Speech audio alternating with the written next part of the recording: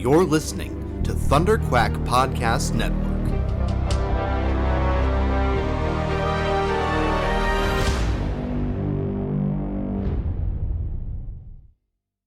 What's up, nerds? It's time for another episode of the ThunderQuack Podcast. This week we are talking the Pyoro leaks being 1,000% correct, Star Wars and Marvel shows coming to Blu-ray, the awesome new Fortnite Battle Pass, and a tribute to the master, the legend Akira Toriyama. Let's get into it.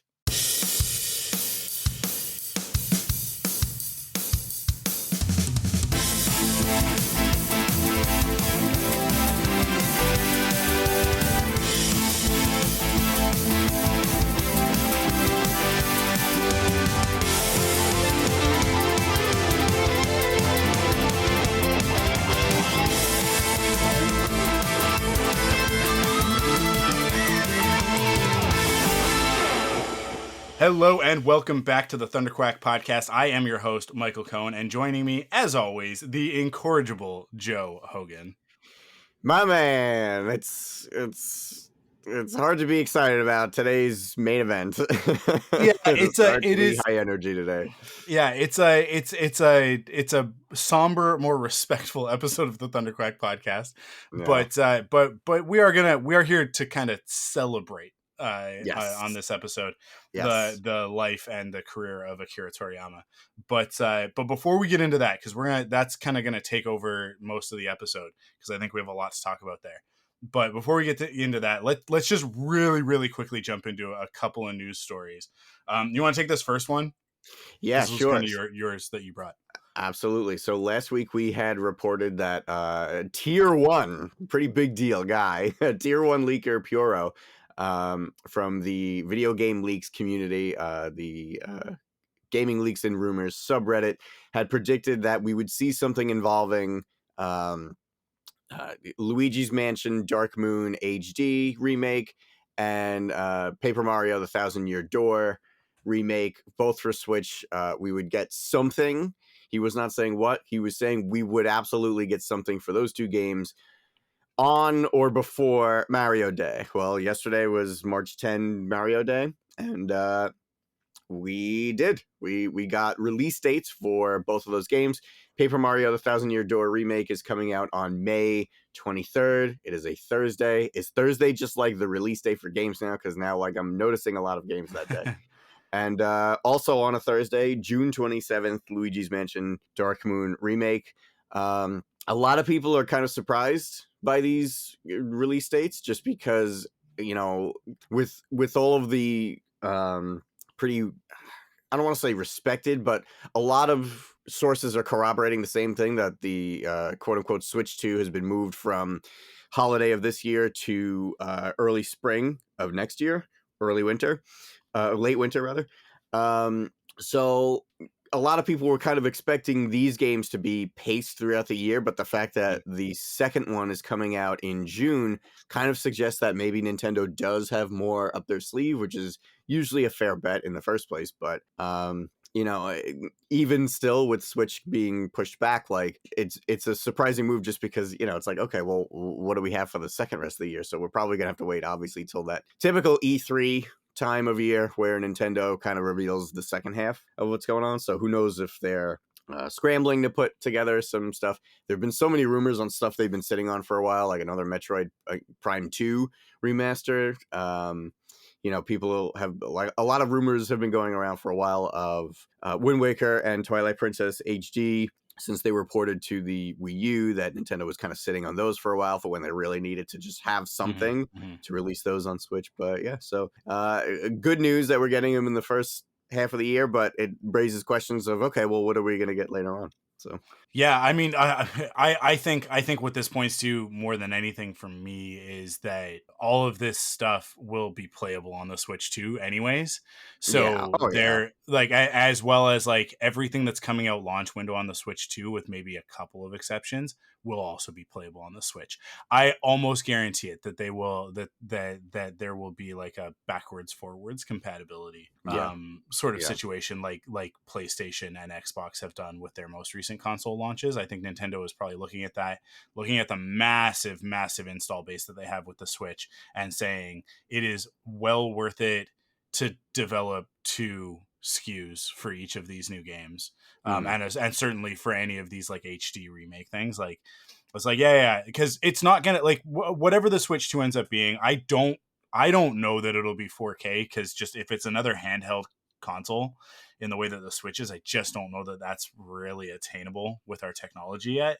I know that the Steam Deck can kind of do it, but what I hear whenever people talk about the Steam Deck is like, yeah, no, it totally runs on the Steam Deck. I mean, you got to turn down all the settings, but it totally runs on the Steam Deck, right? So, although the Steam Deck is capable of 4K, I think it doesn't really matter on a screen that small, and what are the performance issues. So I don't think that Nintendo's going to go that route of pushing a 4K console with the Switch 2. I think that it'll just finally have proper high definition, and I think like across the board high definition, as opposed to what the Switch currently does, which is it plays kind of high def-ish when it's handheld, and then really poorly upresed when it's docked, right?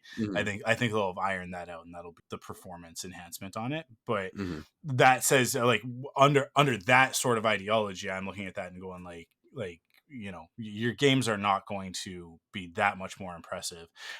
Nintendo has a different philosophy from the others, and I actually think that their philosophy is the correct philosophy in terms of game development. And that is that, like, gameplay is king, gameplay is paramount.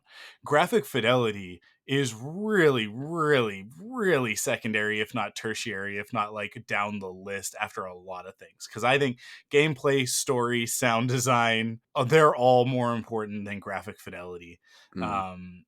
Because if any of those things are off, then what's the point in it looking great? Because I played lots of games that run on Unreal Engine and like out of the box look fantastic, but if they don't have those other things, like sound design is the thing I think that gets overlooked the most, and it's one of the things that Nintendo does the best. If you don't have great music, if you don't have pleasing audio, then your game's not going to last the test of time.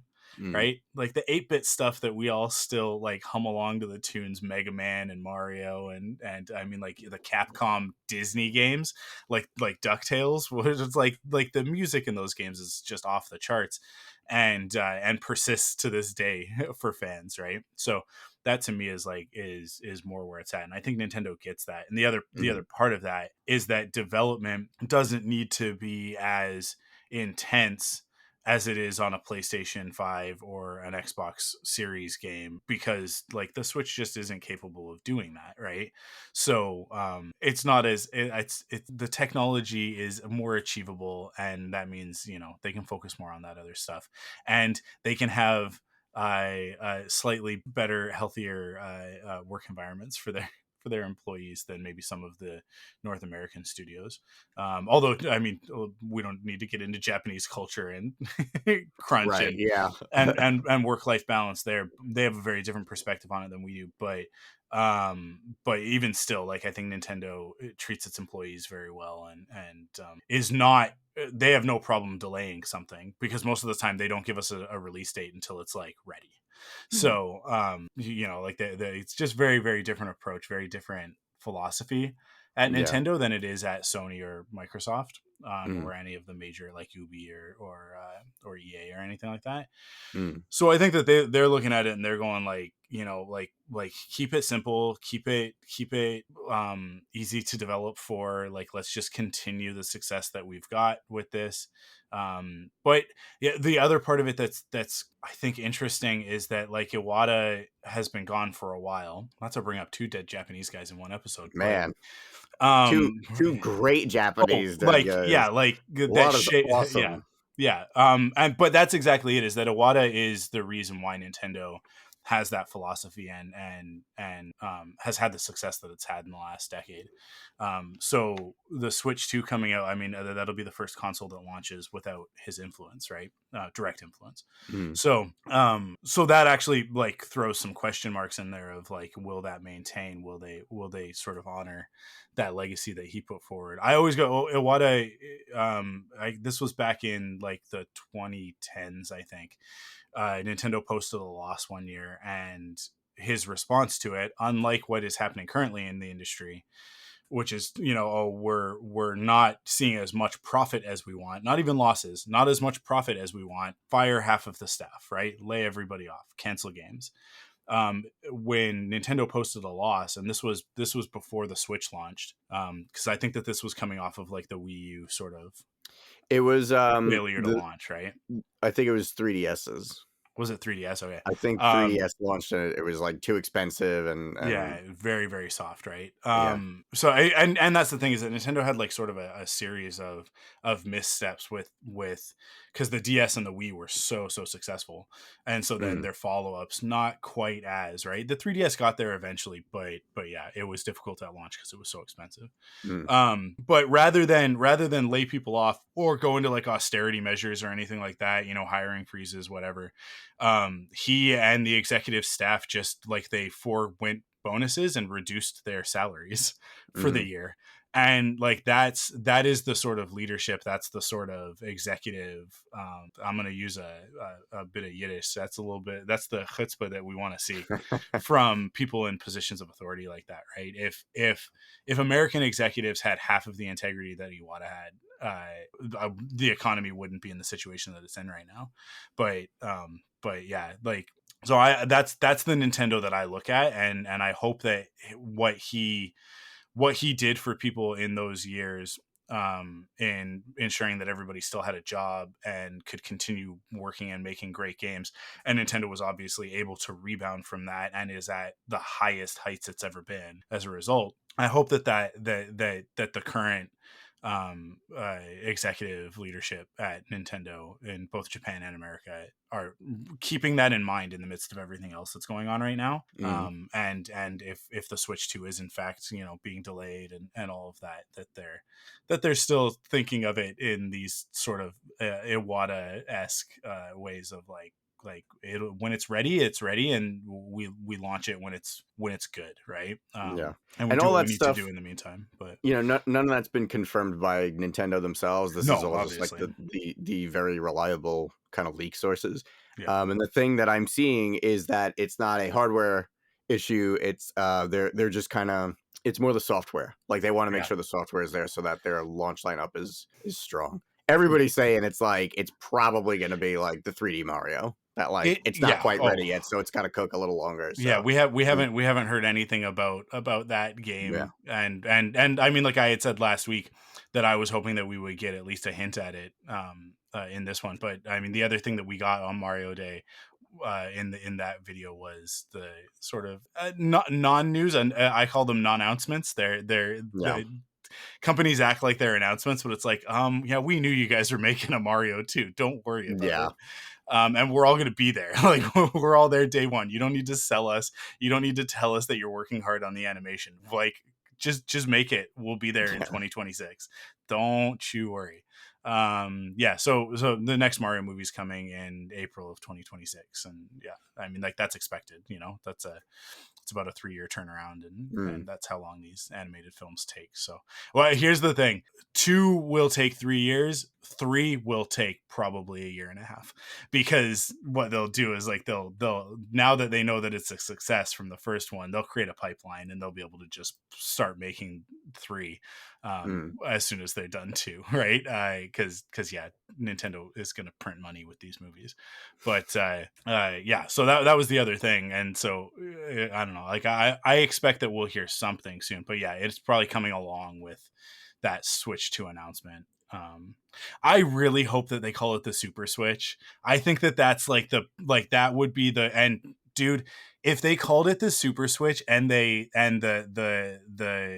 at least one of the main SKUs on launch was an SNES colorway, right, where it's like the gray with the purple buttons, I'd be all over that. I'm like, in a heart. I mean, I'm gonna buy it anyway. So who am I kidding? Like whatever it could be puke green with fuchsia buttons, and I'll be like, I don't care. Give it to me now, because because the Switch is just such a great console, and Nintendo's just been putting out such incredible games over the last few years.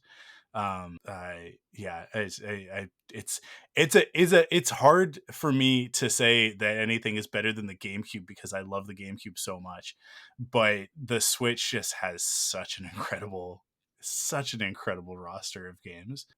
So are you at all familiar with the like Super Nintendo / Super Famicom connection to this Thousand Year Door remake, and why people think Thousand Year Door's remake is hinting that it is going to be Super Switch?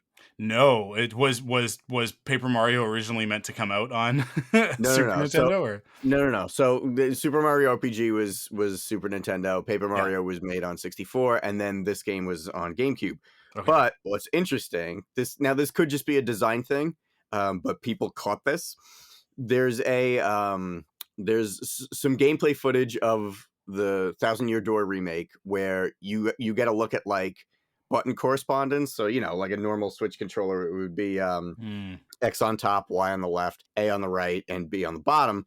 But what's interesting about it is that it's those are that's the layout for a Switch controller, but the colors are the same colors of a Super Famicom controller. So the top button is blue, the left button is green, the right button is red, the bottom button is yellow.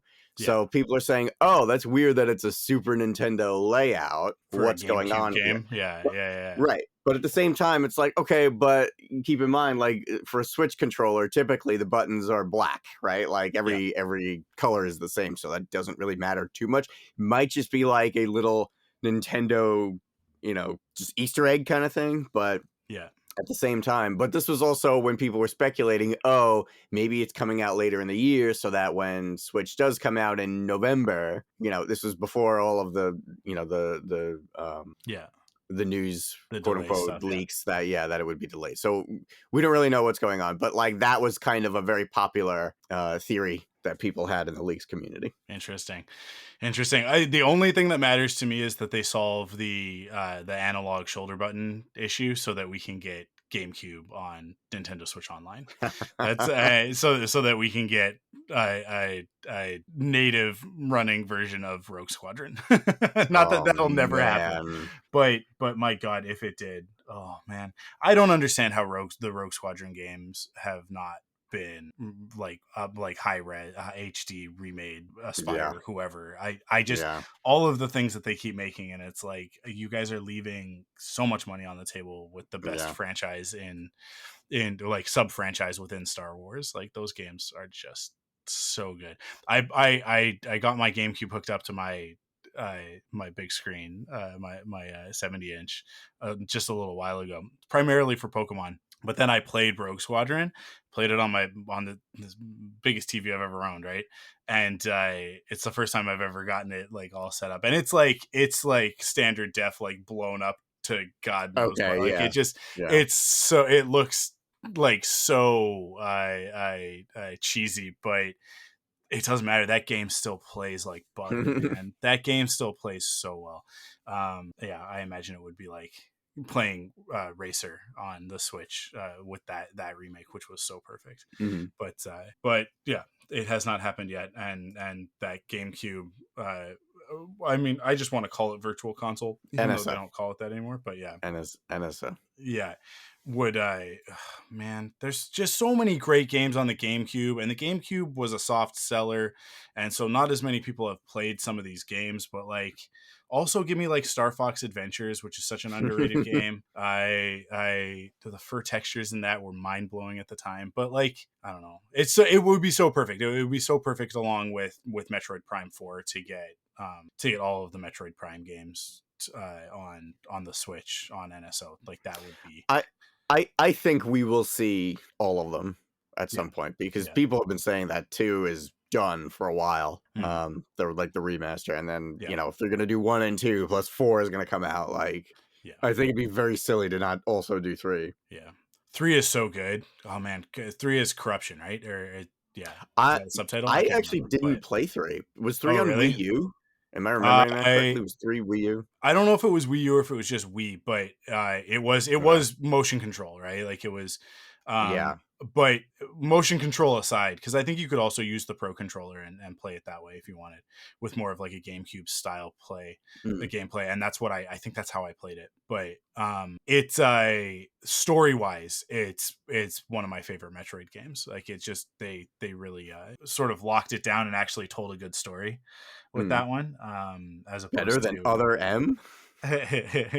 as opposed to like Prime and Prime 2, which are great games to play, but like story is sort of secondary if it's even there. Metroid Prime, not much of a story to speak of unless you're reading every codec and piecing it together yourself. It doesn't really present the story to you, but 3 was really, really good.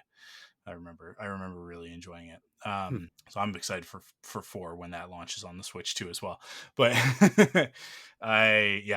but we are speculating wildly on so much all of of this this stuff at is the moment. literally all of it is speculation, except for Mario movie 2 and Kyoro's predictions coming Yeah, true. it's all very logical, very like grounded speculation based on the past. But here's the thing: Nintendo loves a weird choice, man. They love a left turn.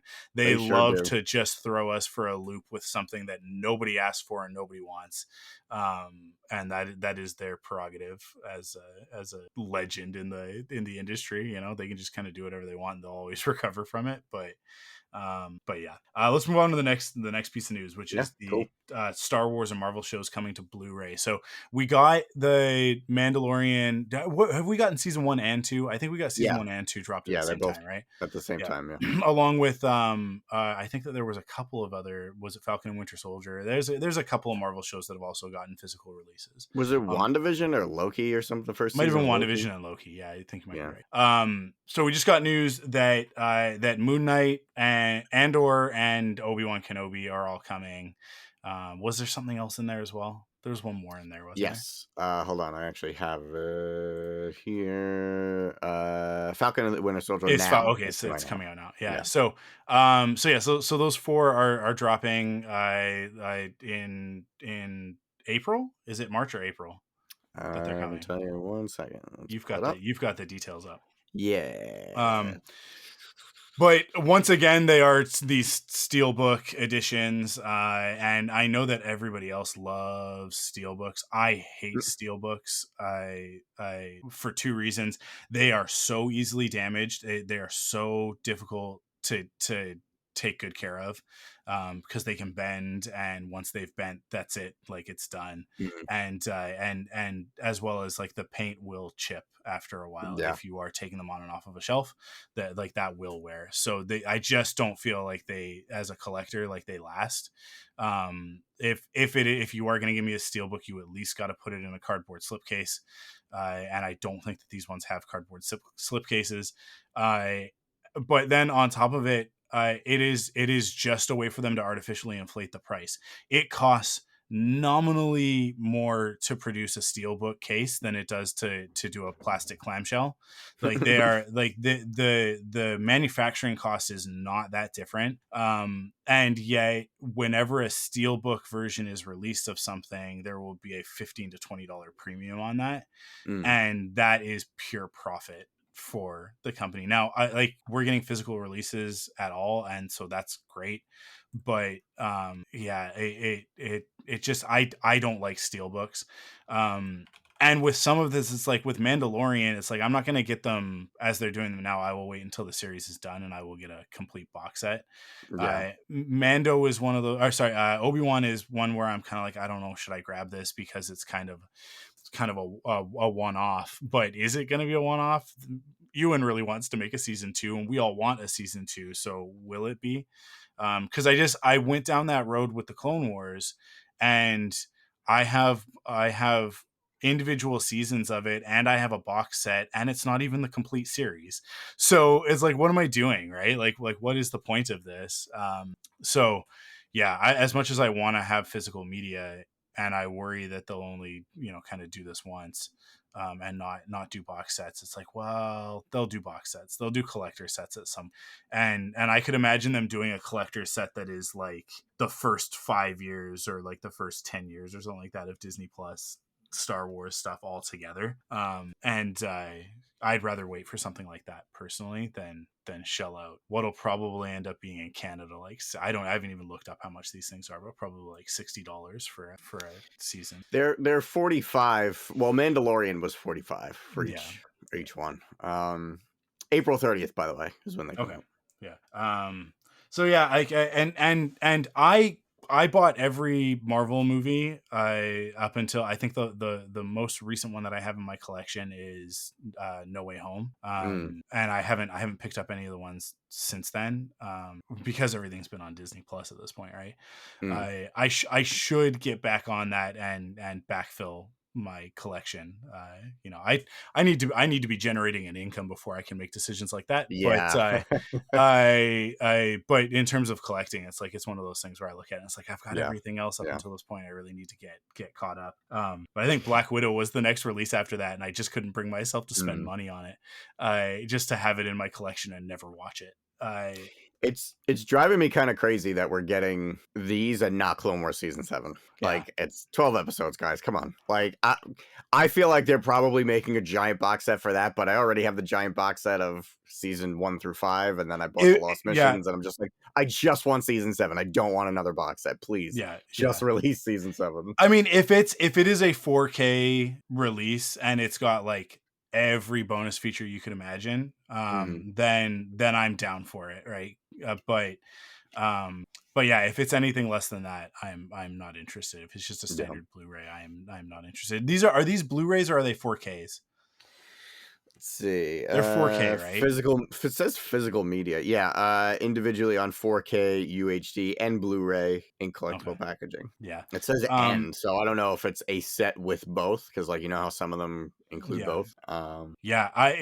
I mean, I am so on the fence with Obi-Wan because I definitely want to have that in the highest quality possible, but I just don't know if I can justify the expense of a physical copy for something that I just have access to on Disney Plus, because I've got kids. I'm not canceling Disney Plus anytime soon. I mean, I wouldn't anyways, but yeah, like I don't have a choice. I require Disney Plus in order to survive as a parent. But especially with Bluey on that platform, like that is the thing that this household cannot exist without. So but I don't know. I'll tell you one thing, this is actually something that is enticing me into buying it because I love these things. Obi-Wan has a director's commentary by Deborah Chow. Yeah, that puts it over the edge, doesn't it? I really like director commentaries. Yeah, me too. Yeah. I guess I gotta get it, right? I gotta get it. There's not much else though. It says there's a few featurettes, but like there's no deleted scenes. The Marvel ones have deleted scenes, but the Star Wars ones don't. I'm really interested with that director's commentary from Deborah Chow to hear more about the production of that series. And because that one went through a lot of iterations. It was a trilogy of movies, and then it was a different TV series, and then it eventually, once she came on, they sort of coalesced into this. So I would love to hear the journey of that. And yeah, I don't know, maybe there will be some bombshells in there regarding some of the stuff that we've speculated about with some of the Easter eggs and nods and that sort of thing, Koran Horn and whatnot, and what the future plans are for that sort of stuff. I don't know, unlikely but possible. There might be some stuff to glean from it, so I should probably like pre-order that so that we can talk about it on Force Perspectives at some point. I should just I would probably pick that one up out of everything right now, because I agree. Mandalorian I want to wait, Andor I want to wait, but this one I'm less hopeful that we're gonna get a season 2. I want one, but I don't know. It feels like as of now, it's this is it. So I don't want this to like get away and then be like, oh, you have to buy it secondhand for like twice the price now. It's $100 for 6 episodes. Yeah, I'm already on Amazon looking at it. Like, is it? Oh, is it actually on? Because like sometimes Amazon is like really slow. Oh, Amazon's only got the DVD. Why does Amazon only have the DVD? Get out of here, Amazon. Weird. Let's check Best Buy. I'm not even seeing it on Amazon US. Yeah, well, I'm on the Canadian one, right? But I don't know if it'll be on Best Buy. Oh yeah, Kenobi Season 1 DVD. Yeah, I don't think this is real. It says free delivery tomorrow. Oh yeah, okay, so it's a real like somebody. Yeah, it doesn't look like they're up for pre-order anywhere yet. Yeah. Okay. That's annoying. That's frustrating. I want to do that right now. Please just let me buy things. The world that we live in right now with this nonsense of like of everything's a limited run, everything is like artificial scarcity, Oh, and it's so just funny. like it drives me so nuts because so many things are just available digitally anyways. But yeah, I'll have to fight somebody for a copy of Obi-Wan, I guess. Probably not. Probably not gonna be actually. I'm sure you would be able to walk into a Best Buy or whatever. Well, maybe not Best Buy. Best Buy doesn't have physical media anymore.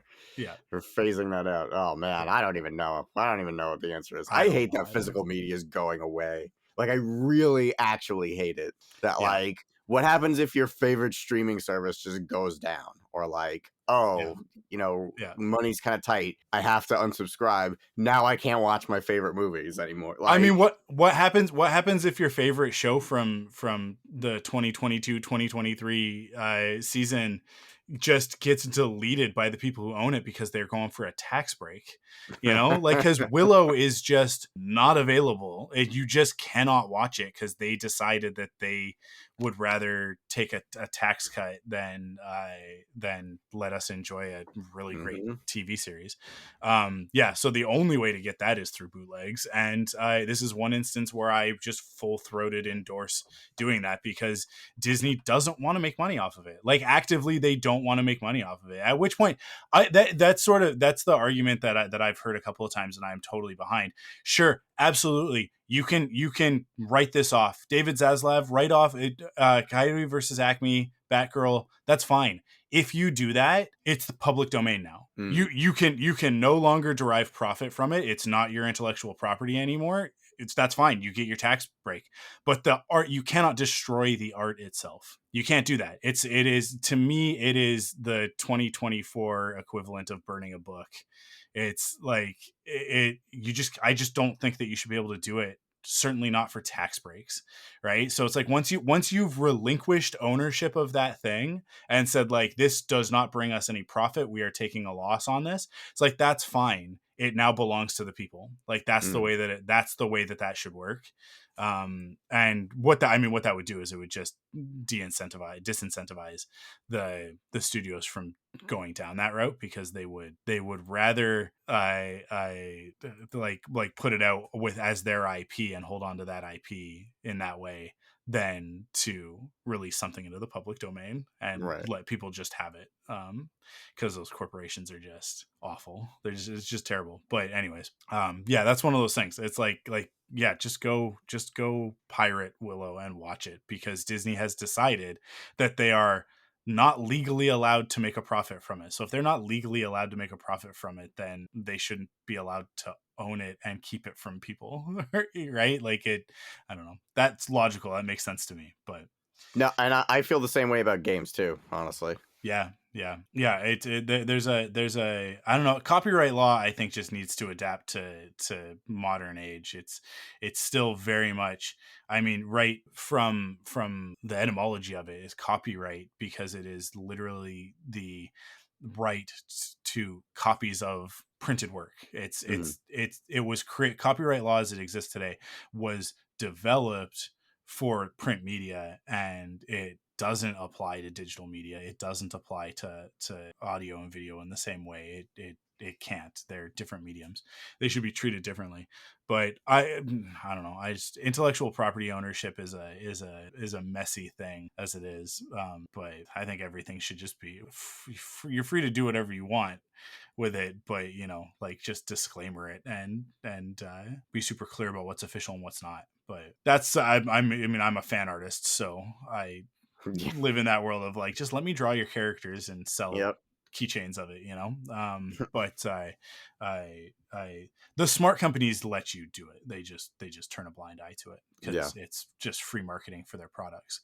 But yeah, it's a tricky thing. I don't know. I'm dealing with a lot of copyright nonsense on YouTube right now because we're getting the podcast up on YouTube, and I've got royalty free music, but it's like licensed royalty free. So I have to like input the license every time we put an episode up, and Oh wow. I like the back catalog I have to go through and dispute the copyright claims on like hundreds of episodes that are going in. But then on top of that, all the Star Wars shows, for the most part, over the last 16 years, have used copyrighted music at one point or another, and so none of those are monetizable. None of them are. It's just on YouTube, right? But like iTunes doesn't care, and as long as Lucasfilm doesn't know, they don't care. I like I said, turning a blind eye, right? But yeah, it's a funny spot that I'm in right now dealing with copyright. So I don't know. I'm probably a little saltier than usual about it. YouTube is such a weird platform for that, but I don't know. YouTube is kind of gross. Yeah. Like I am on YouTube. I'm not very active, but like I don't know. The so frequently you see all of these creators who are following all of the rules and just getting screwed by the copyright claim system that YouTube has in place. And very, very frequently, like nothing gets resolved. Like people, like I understand like YouTube is your livelihood is a very dangerous thing, but like you should at least have a system in place that like the people who are making a living on your platform and are generating all this money for you, you know, legally, like should have a little bit more security in terms of like how your system is going to treat them. It should be not as automated as it is, because anyone could just come in and like claim, you know, copyright for a video, and that person is losing income because someone decides to like troll them. It's really it's too vulnerable. It's too vulnerable of a system. I mean, all of these social media platforms and the fact that they're all relying on automation, they have to a certain point, because of volume, right? It just wouldn't be feasible to have that many people doing that much QC on a 24/7 basis. But the way that it gets handled, and the fact that there is very little recourse for most creators. TikTok is another one. I posted a clip from Perfect 10 on TikTok, and it got excluded from the For You page because they have deemed that it is unoriginal, low quality, or QR code content. It is not low quality. It is a perfectly fine quality clip, in terms of like audio quality and, you know, like content and whatever, and the image that's with it. It doesn't have a QR code in it, so the only thing that it could be is this original content concept, which is designed to stop people from posting things that don't belong to them, right? So taking somebody else's TikTok and putting it on your own account and creating an account that is just like a aggregator of popular TikToks, right? Which a lot of people do. And the thing that drives me nuts is that like I'm getting penalized on something that is original content, that is my property, and that is like it's Ty talking about 10 things I hate about you, and it's very insightful, very good content if they actually listened to it, if they actually looked at what it was. But I think because I have an image, a promotional image from the movie with my logo over top of it, because that's what we do for the album art, they have determined that I've watermarked somebody else's property to try and claim it as my own.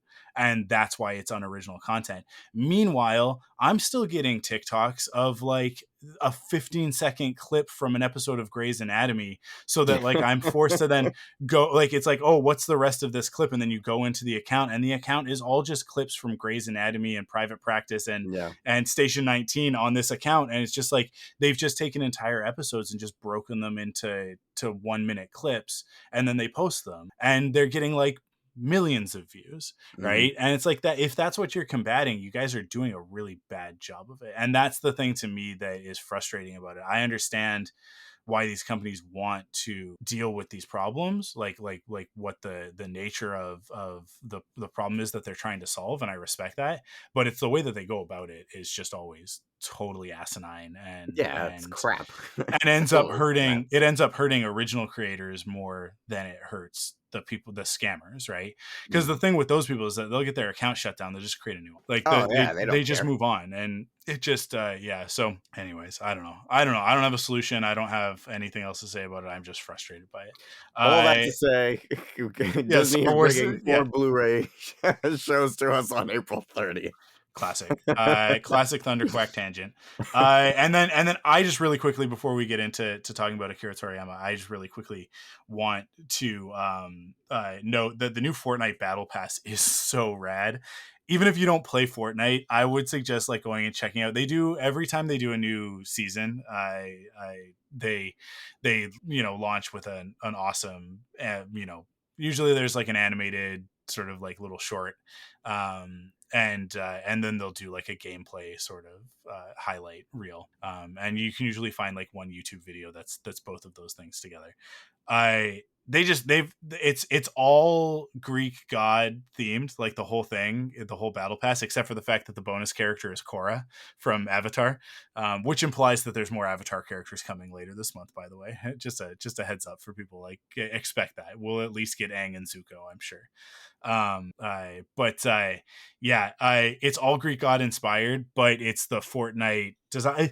Listen, I know you're probably right there with me, Joe. That would be a dream job. The people who get to sit at Fortnite and just like, not only do they get to just create their own characters, and they don't have to worry about like, there's not much story behind these characters. There's not much like they can create a design and then fit the design into the narrative of what's going on in Fortnite, because it's so loose, right? But then they also get to play with existing IP, right? So like, one of my favorite skins in Fortnite that I have is the Wolverine skin that I've got, which like they've a lot of them, there's like a comics ish accurate, like they won't always be 100% accurate to the comics. They'll sometimes have a little bit of the Fortnite flavor added in. It's just sort of an adaptation, but the ones that are like mostly accurate to the comics, or mostly accurate to like the MCU or DCU or whatever, right? Star Wars. But then they'll do their own takes on characters as well. They'll do sort of like these battle versions of them. And so they did this Wolverine where he's like, it's the brown and yellow, right? And it's sort of like tattered. The sleeves are off of it entirely. He's got cargo pants on, and then he's got like a strap for his katana, which he's got a blood red katana with an X-Men logo as the the guard, right? Which is just so awesome. And then he's got the hood down. The hood is still attached to his uniform, but the hood is down, so from the back you can see the Wolverine mask. But then you get to see Logan's face, and he's got the eye patch, right? And it's such a great design. It's so cool. And to like the artist who got to create that, like, that is such a dream job, to just be like, we're gonna do a Wolverine. They did an Iron Man one when they were in the middle of like all the Rock is a character called the Foundation, and I can't remember what their organization's called, but there's like this whole group of them that are like these interdimensional cops, basically. Rahul Kohli is one of them as well. But they did an Iron Man version, like that's like like Iron Man is one of them. So the color scheme of them is like all this sort of like silver blue with black and a little bit of brown, and with like these red sort of incandescent like neon highlights and stuff like that throughout them, and they all have these like helmets that have these symbols and stuff on them, these markings. And they did an Iron Man to match, and that Iron Man is super rad. Like, it's so awesome. It's like, I don't know why you'd want regular Iron Man when you can get this, because you can switch them back and forth between classic Iron Man color and Foundation colors. And it's like, yeah, that job of creating these characters is a dream job. And they went just ham on these Greek gods, because it's like there's Cerberus, Artemis, Poseidon, Zeus, Medusa, and Aphrodite are all of the ones that are in the battle pass. And like, Zeus is pretty straightforward, but they've given him sort of like a military look for his standard outfit, and then more of a Greek god type look for one of his alt outfits. And then like Artemis is not like too mind bending. Aphrodite's pretty solid for like, you know, sort of that Greek look. But Poseidon is like made of goo. Like he's made of liquid, which I think is just such a fun thing. And he's got there's like a fish sticks, I think is the character. I can't remember the name of the character that's created for Fortnite, but like there's like a fish man character in Fortnite, right? And they've basically like implied that Poseidon is like the god of those people because he's like his belt has that character's face on it. So it's like they create this whole world, and it's so much fun. And that to me, like, Fortnite is solid gameplay, right? Like it's just a solid FPS battle royale. I mean, it's not first person, I guess it's third person, but yeah, like it's just really, really solid gameplay that's really, really fun. But the thing that keeps me locked in is how much fun the design can be, and just, you know, unlocking stuff and getting access to different things, and, you know, sort of being able to customize and all of that. Like that's I just love it for that. And so I get into it.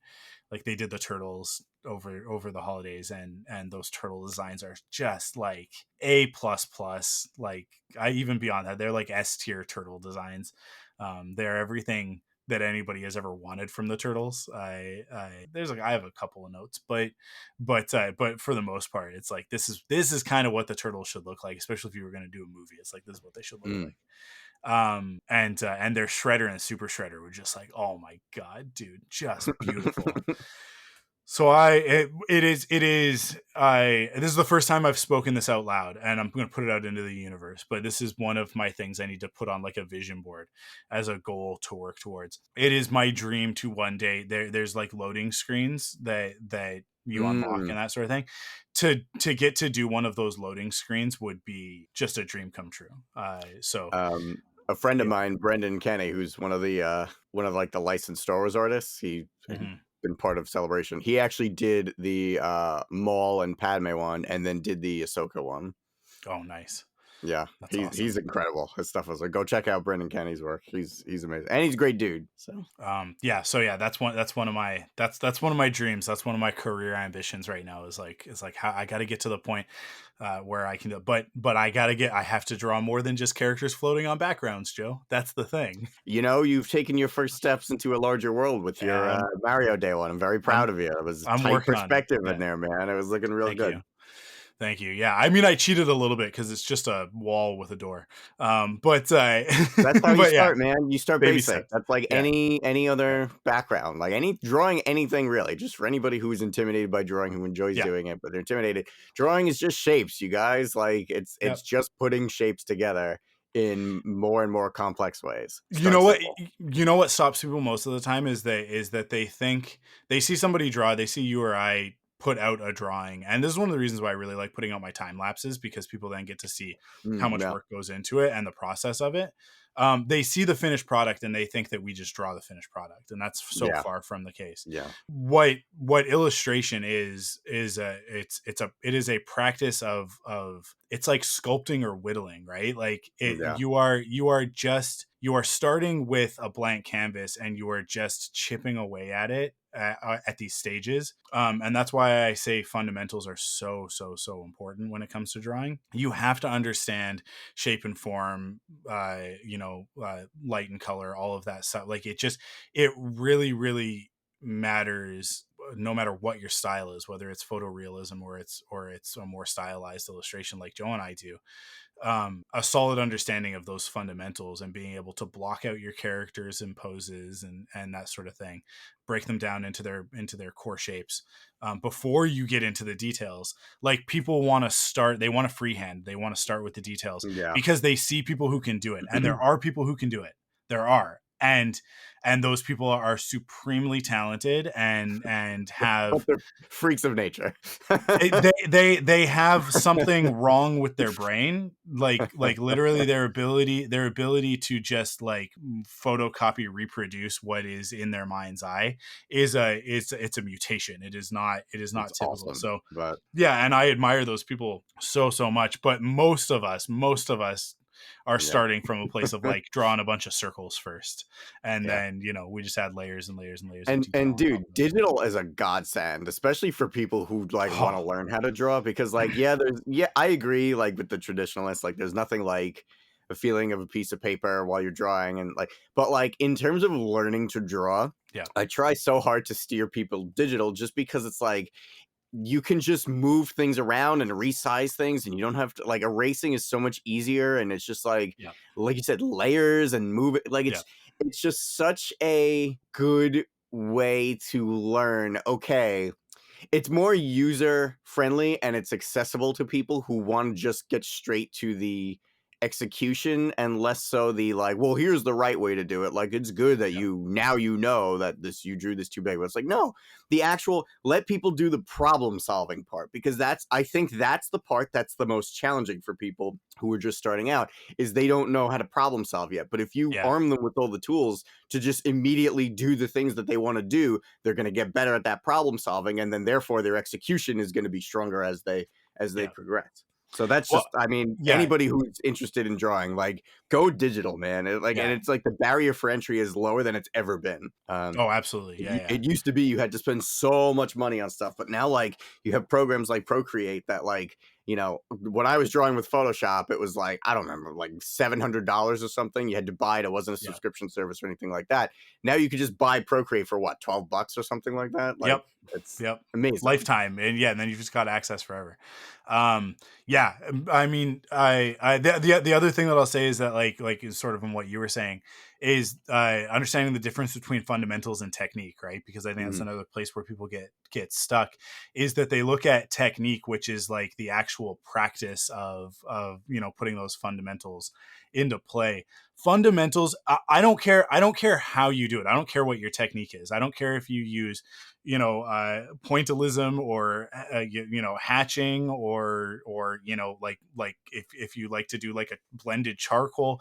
I don't care what your technique is, right? What matters is the fundamentals, which is an understanding of how visuals work, right? Like being Yeah. able to break something down, because that's really what it is. It's a practice of looking at an object in real life and being able to break it down into its component pieces so that you can recreate it in your illustration, right? That's what fundamentals are, Yeah. as opposed to That's your technique. anatomy, your Yeah, perspective, yeah, principles of these, yeah, these visual laws, so to speak. Like, and all yeah, laws can be exactly. broken, but like, it's still you need that core knowledge. Otherwise, so I've had some young artists say to me, but you're like, yeah, but you exaggerate stuff. Like you have a very stylized thing. But Yeah, yeah, we exaggerate things, but that's because we have an understanding of what it's supposed to be like first. So yeah, once you understand like you said, the components and how things interact with each other and manipulate each other. Once you have that basic understanding, then it's easier to like, okay, well, I can stretch this here and squish this here, and like yeah, that's where style kind of starts to come through. But like once you have yeah, that basic understanding, it unlocks all these doors. It's like a hub world for Mario 64. You're in the palace, right? Like now you can get to every level you want to get to because you yeah. have that that gateway to each Yeah, thing. yeah, 1,000%. And yeah, it's so funny that we've just naturally gotten here from Fortnite, and we're gonna segue into now talking about Akira Toriyama. But before we There you do, I go. just really quickly want to talk about Patreon. So I that is our news for the week. But if you want it hot off the press, you can go to patreon.com/thunderquack to get the episodes 1 week early, as well as episodes of Thunderquack off the record and tons of other great bonus content from all of the podcasts on the ThunderQuack Podcast Network for just $5 a month. But the another thing. So after we finished the recording last week, I mean, I went to do a bunch of technical stuff for ThunderQuack and found out that I couldn't do some things that I wanted to do. But in the process, I determined that off the record, because we've gone weekly because of this new sort of format and release schedule that we're on with both the ThunderQuack podcast and off the record. Off the record is available to everyone for the month of March. So if you're subscribed on iTunes or Apple Podcasts, whatever, Spotify, wherever you listen to the podcast to ThunderQuack, like you're a week late, and so that's sort of the new thing. And maybe you'll notice that because we'll have been talking about Mario Day leaks the day after Mario Day on the regular podcast feed, and you'll be hearing this the week after that. But you'll already be getting off the record directly to your to your podcast feed all throughout the month of March. So every episode that I record in the month of March for Off the Record is going to be available on the podcast feed, and not exclusive to Patreon. And that's just my way of sort of celebrating us moving to this weekly format, which I'm really excited about doing, but also just giving you guys a taste of exactly what it is that you get if you are on Patreon, for that $5 a month, or more importantly, for that $54 a year. That is hey, listen, so you're getting it for $6 cheaper, but for me, it's better. I like in terms of running the network, it is so much more beneficial for me to get the chunk of $54 than to get the $5 over the course of 12 months. So if that is enticing at all, that's, and or if you've ever looked at it and gone like, oh, but if I do annual, like I'm not giving as much money, that no, it's better. It's so much better, because then I can do annual subscriptions on things, and and plan out our budget better for what we're doing at ThunderQuack, and spend that money a little bit more intelligently, rather than sort of having to do everything on a monthly basis and figure it out that way. So patreon.com/ThunderQuack if you want to get the episodes basically like the day that we record them. They'll go up on the Monday, and then Off the Record will go up on Tuesdays. And I think what'll end up happening is that, like, Force Perspectives and Perfect 10, I think I'm actually going to shift to a Wednesday release instead of Monday, because if I try and put them out on Mondays along with ThunderQuack, it's just going to be way too much for one day. But and everything that gets an early release on Patreon is now going to be it'll be a full week. So whatever day it goes up, it'll release on the podcast feed a week later, with the exception of the exclusive stuff, which will just stay on Patreon. But that you don't have to worry about that until April. And April 1st, if you're a Perfect 10 listener, April 1st, everybody gets the episode on the same day, because it is April Fool's. And I don't know, should I tell everybody what the episode's going to be for April Fool's this year for Perfect 10? Doesn't that kind of defeat the purpose? No, because it's not really a joke. Like the joke is that Perfect 10 we are usually talking about things that are impeccable masterpieces, but with our April Fool's episode we do imperfect 10s. And so for this year, it's actually, I won't full on tell you guys, but we actually, the hint is that it is related to something that we just talked about. So if you can think about something that we just talked about, that let's say like that I just posted yesterday for Mario Day, and you think about what inspired it, and you think about a really bad movie that is also so good and one of my favorites, then you'll know what we're talking about on Perfect 10 for April 1st, which will be a bonus episode that ever get access to. But look forward to that. So that's it. That's all my my rigmarole and my salesmanship for this episode. We'll move into directly into our tribute to Akira Toriyama, not crass at all. So the sad part of this is that on March 1st, Akira Toriyama passed away, and very suddenly, the age of 68. And I mean, having just recently 2 years ago experienced this with my dad passing away very suddenly, just out of the blue, it is something that I have become hyper aware of, that like your mid to late 60s is just for men, it is a dangerous period of time. So many people, so many men have passed away in that zone. I mean, like, we also like soon after my dad, Bob Saget passed away, sort of similarly aged, right? I mean, I think he was even older, but and a lot of it is heart stuff, or complications related to that. And so it is one of those reminders that you just need to really cherish the time that you get to spend with people, because it can just be gone in an instant. And the thing about death that is so difficult to reconcile is that it's like, it's forever, right? so many of the things that we go through that suck in our lives, we can at least have the solace of like, well, this is temporary, right? I'm unemployed right now. It sucks, but it's temporary, and I'll figure it out. And you know, whether I make a go of it with ThunderQuack and this ends up being my day job, or I end up, you know, back in some corporate gig or something else, right? Like eventually this period of my life will transition into another period, and I'll be able to move forward. But with death, it's one of those things, and that's what mourning is just like it is just having to accept and come to terms with the reality that someone that was here is no longer here, and the thing that they contributed, the thing that they brought to the world is it's done, right? Like what we've got is now what we've got. And Akira Toriyama was such an incredible talent, a singular talent, the sort of thing that we get to see, you know, handful of times in a lifetime. And his influence is so incredibly far reaching. All of that stuff that we were just talking about art and about form and fundamentals and technique and all that stuff.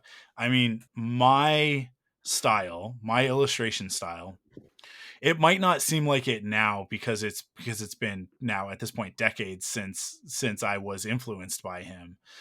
But at the same time, like so much of what I do is an attempt to you know, reach half of the skill that man had just sort of inherent. And I would not have the grasp of anatomy. I would not have the grasp of perspective, and you know, like things like foreshortening and dynamic poses and all of that. In terms of like my fundamentals, I would not have the understanding that I have of it if not for him. His art lives in such an interesting and unique place, in that it was incredibly complex, incredibly detailed, incredibly skillful, but at the same time totally accessible. It's so funny. I've now talked about this for a few minutes, and we haven't even, for those who don't know, Akira Toriyama was the creator of Dragon Ball Z, Dragon Ball Super, all of that, as well as the designer on things like Chrono Trigger and Dragon Quest. And his art style is, when people say anime, there are 3 or 4 people that you can point to that it's like, that's what we're talking about. And everybody else that's sort of come after, that were influenced very much by his style, or one of these others, right? So like, yeah, Akira Toriyama, the you know, creator of Sailor Moon, you know, Rumiko Takahashi. Am I right? I think I'm right on that one. For Sailor Moon, I'm not sure, honestly. Yeah. But yeah, the artist that created like Rama One Half, she did other stuff as well.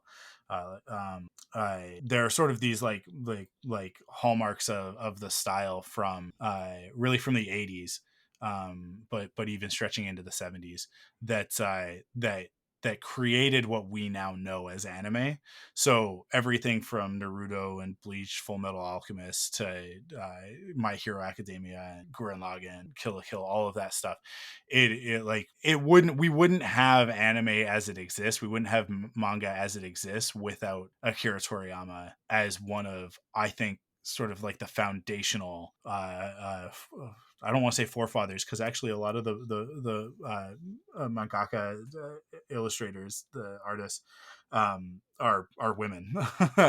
Is one of those places where Japan is like light years ahead in terms of progressiveness. It's like, it doesn't matter if you're a man or a woman. If you can draw something well and you've got a great story, then here it is. Like, so there are a lot of really, really influential female creators as well. But definitely like one of those foundational creators that so much of anime is just built off of. But Dragon Ball, especially in the late 90s with Dragon Ball Z coming over to North America, just became such a standard for young artists to aspire to. And so you see that influence everywhere. You see it in illustrators and visual artists like Joe and myself, but you also see it in like Creed 3. because Michael B. Jordan did not shy away from the fact that like the fights in that are inspired directly by Dragon Ball Z and like directly, like shot for shot in some instances, you guys, like he noted the fights between Goku and Vegeta and Naruto and Sasuke as like his visual reference for how he directed those sequences.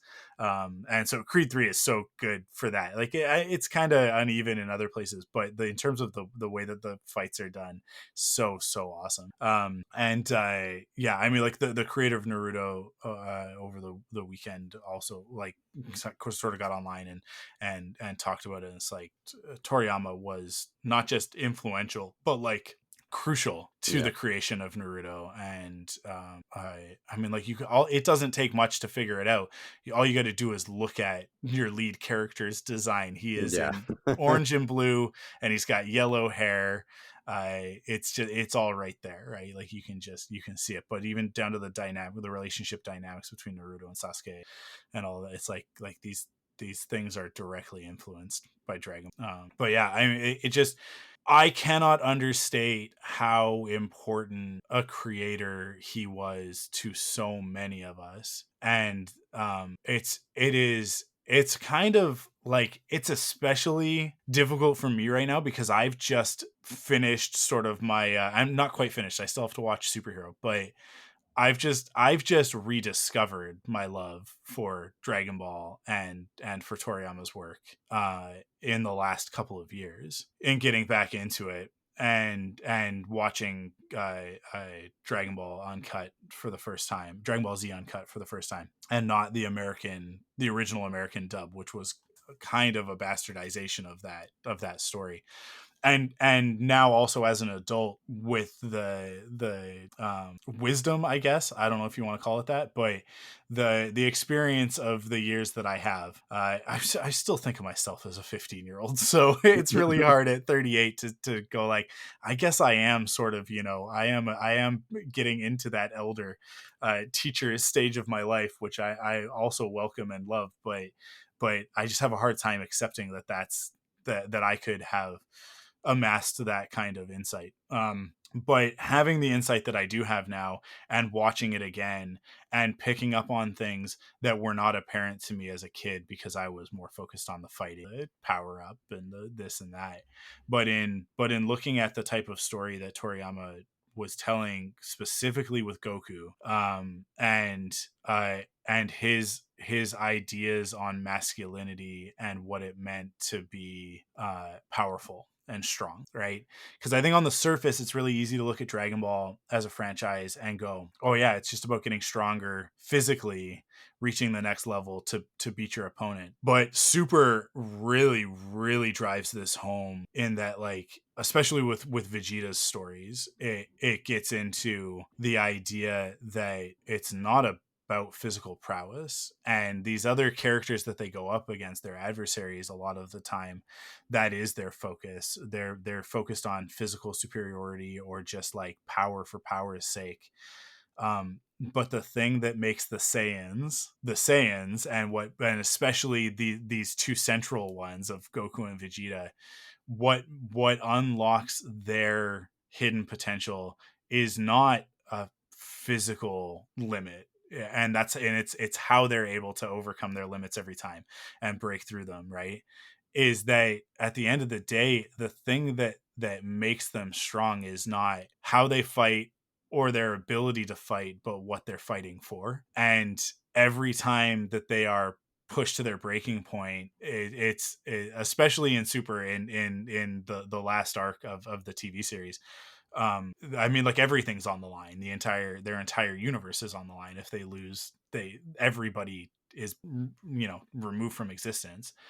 And that fact is what drives them and pushes them. And really, like as a dad, I think this is probably the thing that unlocks it for me the most, because that is the key to it for both Goku and Vegeta, is like, that's who they're fighting for, is their family, right? And so, when Vegeta gets pushed to his limit and is backed into a corner, and then is just thinking like, I can't lose. it's not an option, because if I lose here, then like Bulma, Trunks, I am not 100% on this pronunciation yet, because it's bra, but it's pronounced with an L sound, so it's blah. It's Blah. blah, right? Then they also cease to exist, and it's like it's not even like a toxic male, like I need to protect them, as much as it is, and I understand this as a dad, it is the inability to accept a world where that is even possible, where that's allowed, right? And so their way of combating that, their way of fighting back against that, is with, shooting fireballs out of their hands and stuff. But which is what makes Dragon Ball awesome. It's what makes it cool. But the thing that makes it resonant for me is that like that is at the core of it. And that actually, like, where toxic masculinity has really like latched onto Dragon Ball Z as in particular, and strength and power and blah blah blah, and all of these toxic aspects of masculinity, can be exemplified through it if you interpret it and you take it in the wrong way. If you really, really, really look at Goku and his journey and his character from the outset, from day one in Dragon Ball, he is actually a condemnation of those ideologies of, like I said, like power for power's sake, superiority, patriarchal ideology. Which is all very, like, these are all actually like really, really prevalent in Japanese culture, and they're prevalent in our culture as well in the West, but in sort of different ways in Japanese and Chinese culture and Asian culture, sort of in general, these ideas of like sort of male superiority and strength through dominance and that sort of thing. If you look at the characters, this is the dramaturgical side of it, right? If you look at the characters that Toriyama creates as foils for Goku, the first one is Yamcha, right? And then like Tien eventually comes in, and all these different characters that he fights in the martial arts tournaments and whatever throughout Dragon Ball, they're all reflections of Goku, right? They're all like a shadow version of what Goku is. Goku has all of this power and all of this limitless potential, and he could rule with an iron fist, right? He could get the Dragon Balls and use them to make himself immortal. And because for Goku, getting the Dragon Balls, especially by the time you get to Super, getting the Dragon Balls is like a weekend task. It's like, hey, can you go pick up some milk, the dry cleaning, and all 7 Dragon Balls? And Goku will just be like, yeah, sure, fine, whatever. So that Bulma can make a very silly, frivolous wish, right? But he would never use it to subjugate. He would never use that power to do anything other than fight for the sake of fighting, because he loves it, just for the joy of martial arts, right? Or to keep his family and the Earth safe, and at a certain point the universe, right? Like that's like those are the only reasons that he ever fights. And never for, it's not for fame or money or power or influence or any of that stuff.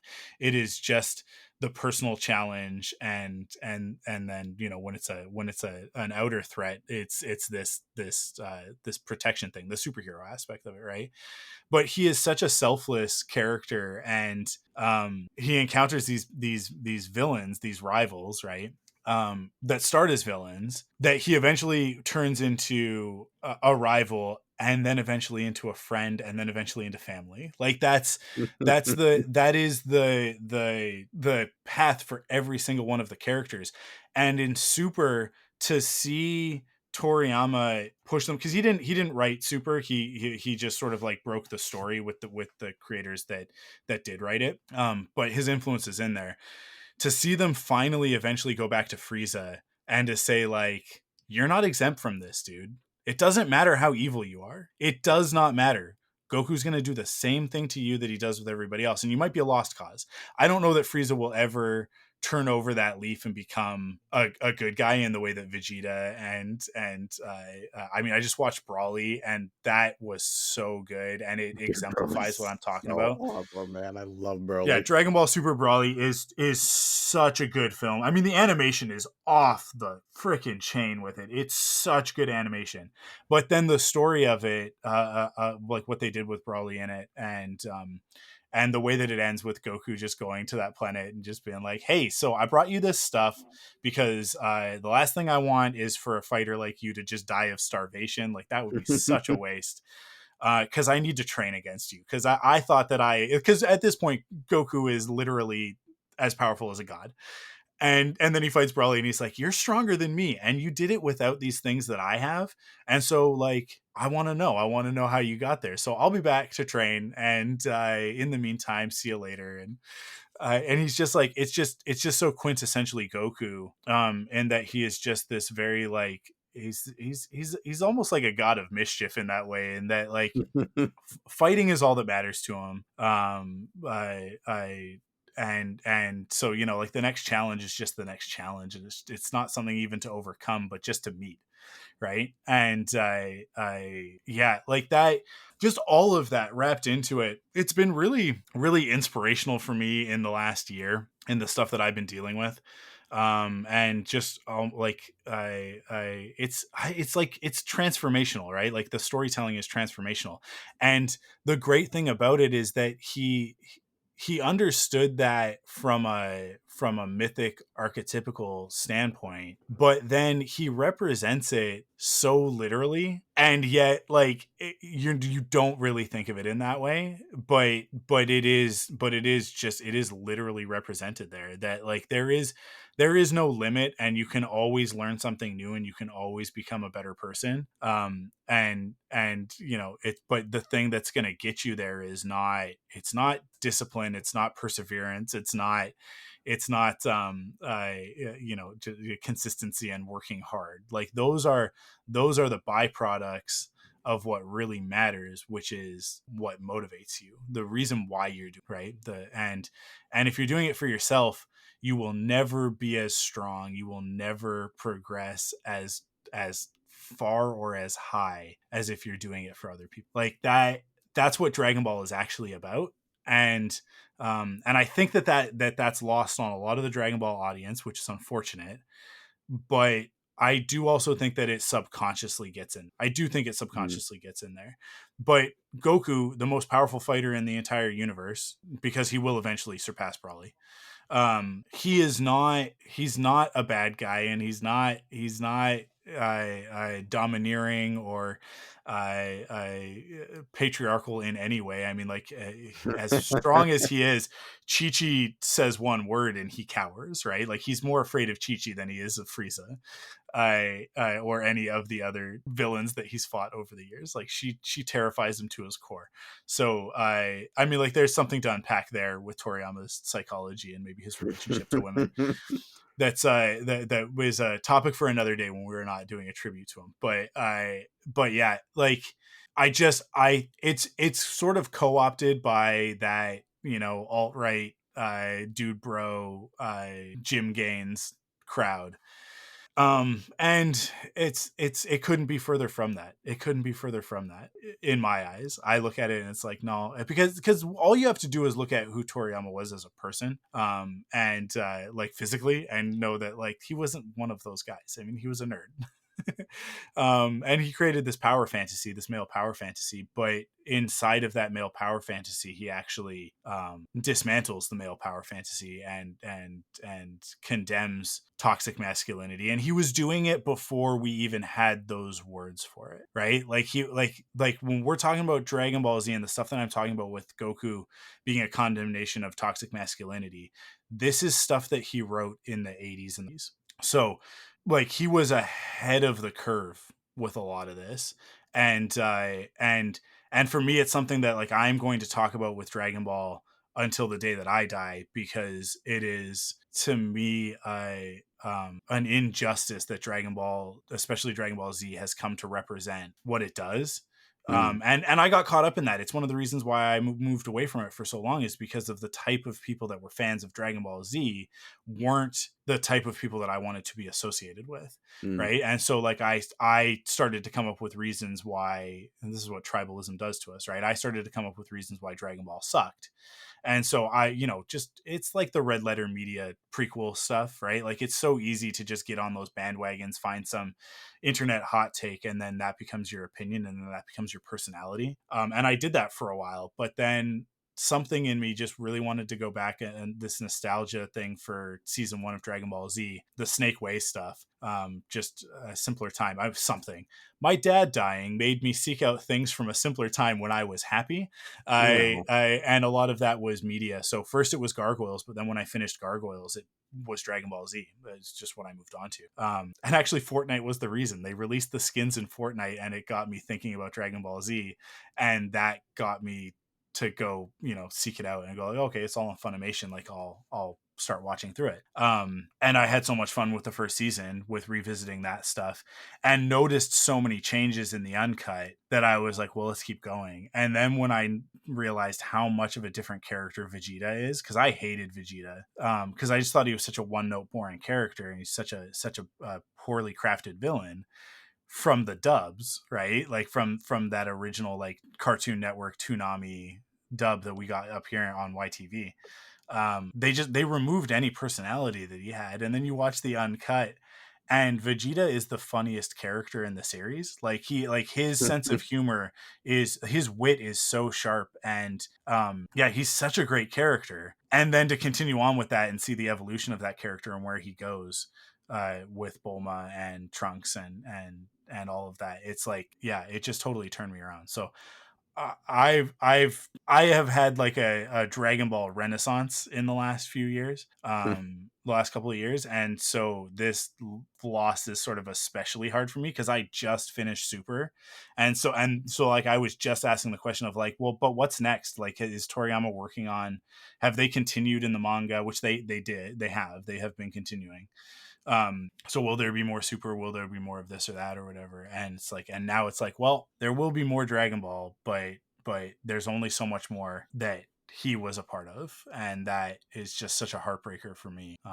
But I am also just so thankful and so grateful for the work of his that we have, and we will always have, and that's the thing. His legacy is one that's going to endure for generations, and whether or not people know it in 500 years, if human beings are still around, the media that we're producing will inevitably be, the ancestors, or I guess the descendants of what he created, because his work just has proliferated and made its way into every aspect of pop culture. Every aspect of pop culture is affected by Dragon Ball. So I just talked for so long, and you've been so patient, Joe, because I know that you have a lot to say as well.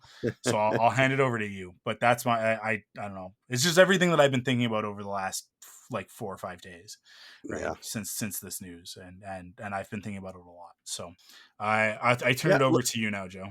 This is a big deal for us, man. Like it's such a strange thing. Like it's very rare for me to feel too affected by a celebrity passing. Mm-hmm. Like maybe, Jason David Frank or Harold Ramis, like people who were, kind of staples of my childhood. I kind of feel that a little bit more deeply than anybody else. But like when an artist goes, like a creator goes, and it's someone whose work like really influenced me, like that's when I really feel like in my core really shaken, right? Like it's someone who's, if they weren't alive, my life would be radically different. And maybe that's it sounds like an exaggeration, but like I go back and I really think about I can see in sections of my life leading up to when I became an artist. And ultimately it was not just, the one that I talk about the most is the, Gendy Tartakovsky and his,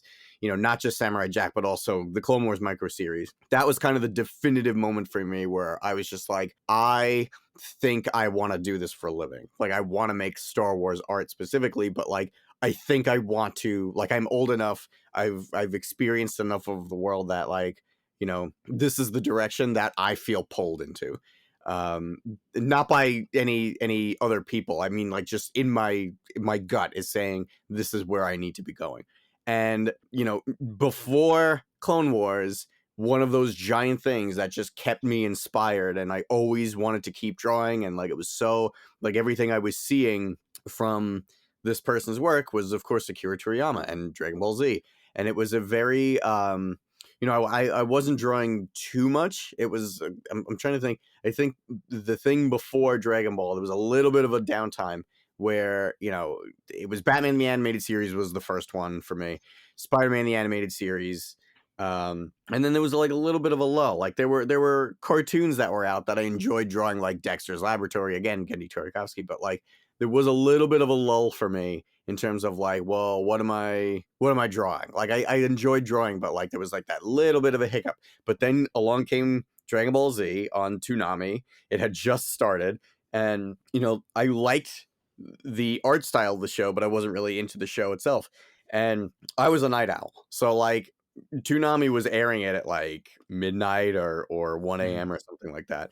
So it would be summer vacation or Christmas vacation or whatever. And I would just be up doing whatever I was doing, reading Toy Fair magazine or something Star Wars related. Had nothing to do with anything else. And the show was just on as background noise. Like, I don't even remember what I was watching before it, but I was watching whatever was before it. And then Dragon Ball would come on, and I would be half paying attention to it, not really whatever, in that first season. And then by the time this, Vegeta and Nappa arrived, I was completely invested in the show. And when Krillin had Yajirobe's katana pointed on Vegeta, I was standing on my couch at 1 a.m. saying, "Kill him! Kill him! Finish it! He's gonna come back! Don't let him! Goku, what are you talking about? Kill him!" And it was, I remember it was like such a crazy 180 of my feelings going into it versus that moment, like not that much longer into that series, just feeling so, emotionally invested in the show. For me, it was a very, it was funny how just like quickly my opinion changed because of how great the story was. But more than anything else, it was just nice to, it was just pleasing for me to watch. And it's something that I've noticed. I give pretty shows a lot more of a chance than I do a show that I don't like the art style to.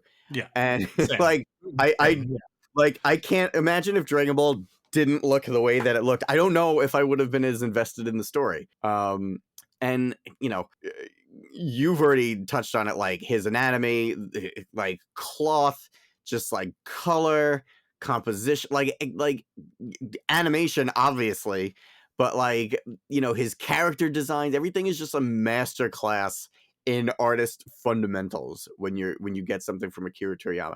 And it's funny because like, you can look at something like Dragon Ball and Dragon Ball Z and all of that stuff, and then look at the other things that he has been tasked to design. So Chrono Trigger and Dragon Quest, and there's a new game coming out soon, Sandland, which is inspired off of a manga, like a short story manga that Mr.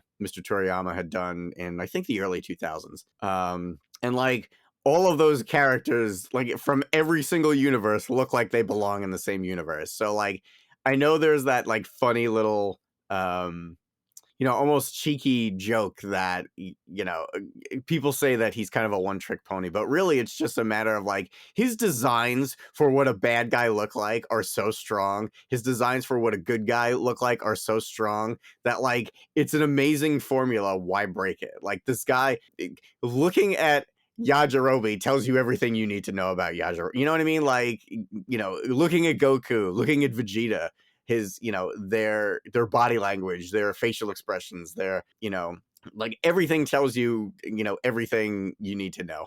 about these characters just by looking at them. And like that's just like it just speaks to the I don't want to say inherent talent, because like that this guy didn't just wake up knowing how to do this stuff. This guy studied the masters like Tezuka and all these other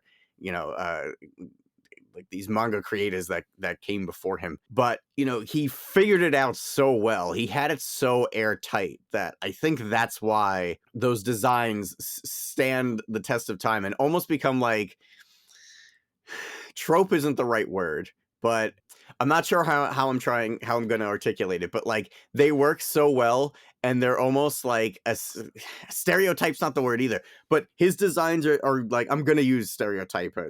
Hopefully that this kind of like helps me get to where I'm trying to go. His bad guys are stereotypes because they work so well. You know what I mean? Like it's like they work so well, and that's why they're the stereotype.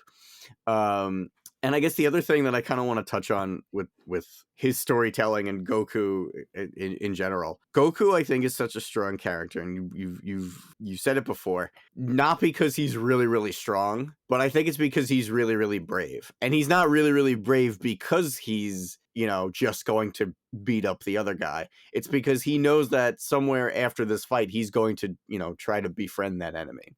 That takes a lot of courage. It takes a lot of courage to forgive. It takes a lot of courage to not be afraid of change. Goku's not afraid of change at all. He's not afraid of things like death. Goku's died twice.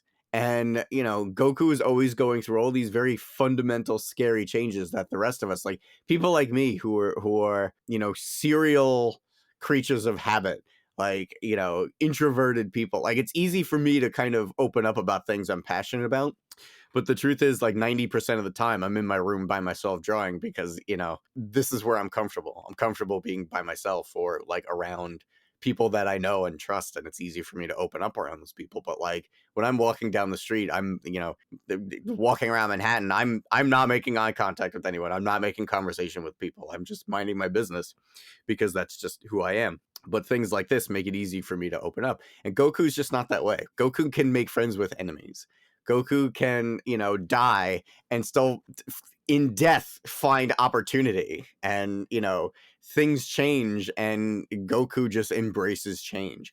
And that to me kind of makes him, the type of, that's the type of person that an introvert would love to be more like. That's not to say that like an introvert doesn't enjoy their solace and like is like secure with, the things that energize them or anything. But like, wouldn't it be nice to just like let go of those grudges as easily as Goku does? And wouldn't it be nice to just not be as afraid of a life-altering event as Goku is? And Goku doesn't do it naively, because there is like a very naive charm to Goku, but Goku really does, like, he has that self-confidence in himself that he's not just assuming things are going to be okay. Goku has that self-reassurance because he knows he is self-reliant and self-secure enough that he's going to do what he has to do in order to make things okay. And that is a bigger message of Dragon Ball that I was getting subconsciously, but at the time didn't realize. I agree, Mike, that it was a very the things I was looking forward to was, oh man, Goku's finally gonna go Super Saiyan. Like we knew he did it because we saw those like Temple of Trunks and PlanetNamek.com like had those previews of like the Japanese original series, like had all that stuff, and like we knew it was coming and he was gonna get stronger and beat up Cell and the androids and all that stuff. I can't wait for that stuff. But like really, we're getting these other things. Like it's not just the edgy fight scenes, right? Like it's not just the really well animated transformations and power-ups and fights and like the message in Dragon Ball isn't like violence is not always the answer. And I think that's something that people really forget about. And it's funny because it's such a violent show, right? Like there's so much, it's not over the top gore or anything like that, but like it's literally surrounded by it's just the tone of martial arts is the show, right? Like it's getting stronger and punching your way to victory, but like there's more to it than that. And what I really appreciate is that the show goes into things other than getting stronger around martial arts. Martial arts is about self-discipline, right? Like it's not just beat up the guy. It's no. We have to. You're not just gonna get there because you're a Saiyan. You don't have the birthright of being stronger than everyone else. And that's the lesson that Vegeta learns, right? Like Vegeta learns that, goes into most of Dragon Ball Z thinking, well, I'm the Prince of all Saiyans. This is my birthright to be stronger than you. And that's why he's never as strong as Goku. And it's not until he starts to adapt and be influenced by Goku that Vegeta turns around and says, oh yeah, I need to earn this. Like, I don't just get this. I need, like, yes, I have this inherent talent that comes very natural to me, but it's not until Vegeta learns that you need to work to be as strong as the people who are going to be strongest, right? Like, there's always going to be someone who's better at you than at something. So you need to work twice as hard as anybody else if you not so much want to stay on top, but if you want to keep growing, you have to keep working for it. Otherwise, you're going to peak and plateau, and that's going to be it for you. And, think about Vegeta's story where when Goku dies and there's no one as strong as Vegeta anymore other than, like, Gohan, but, like, even Gohan kind of stops training. Vegeta just, like, almost loses the will to live, right? He just, like, kind of gives up until Goku's back. And then that's part of, like, the deep-rooted insecurities that he has going into the Majin Buu saga. And, like, his obsession with Goku and, like, becoming, like, Vegeta lost his purpose. When Goku died, Vegeta lost his reason for living. And there's so many things like that. Like, there's so many characters and character arcs in Dragon Ball Z that are there because Akira Toriyama very conscientiously put them there. And, like, it's not just the art style for me, and it is the art, like, the art style is completely what dragged me in.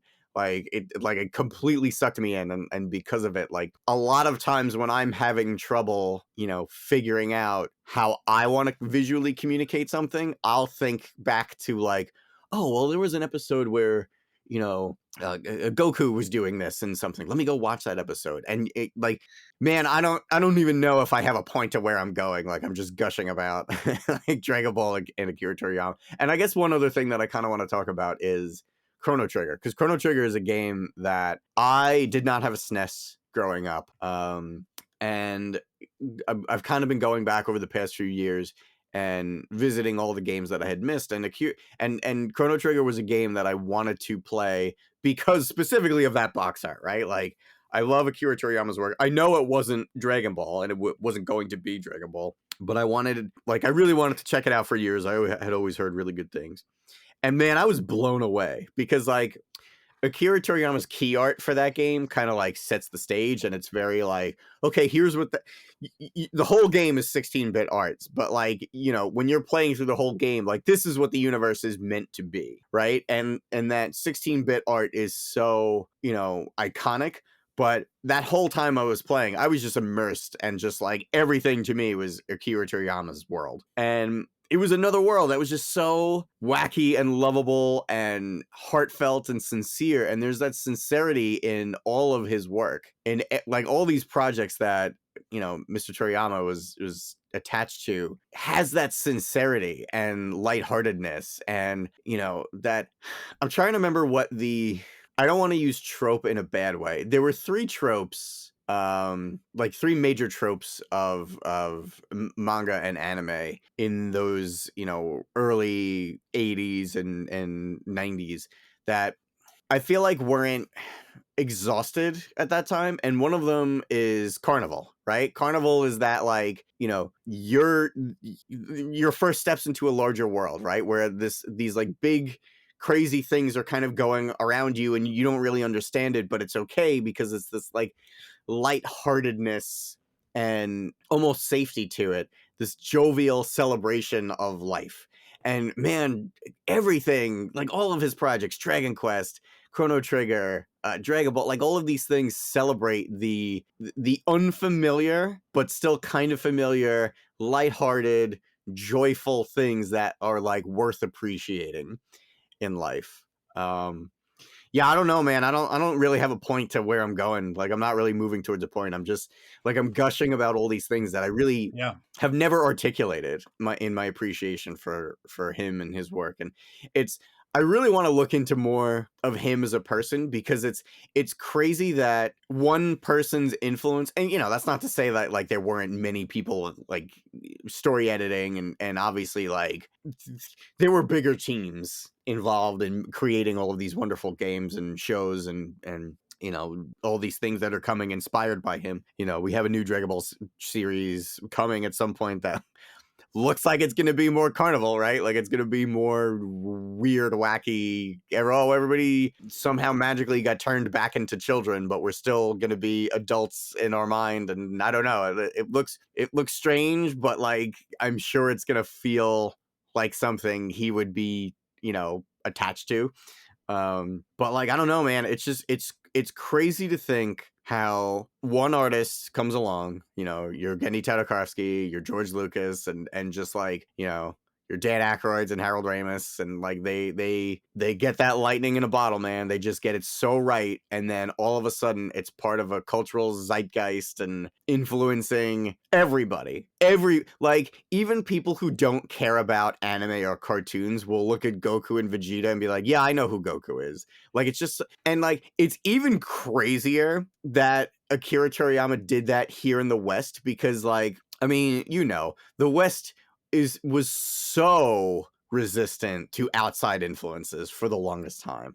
Like you had to be a huge nerd if you were familiar with Dragon Ball in the 90s, but now everybody knows who Goku is because Goku's just everywhere.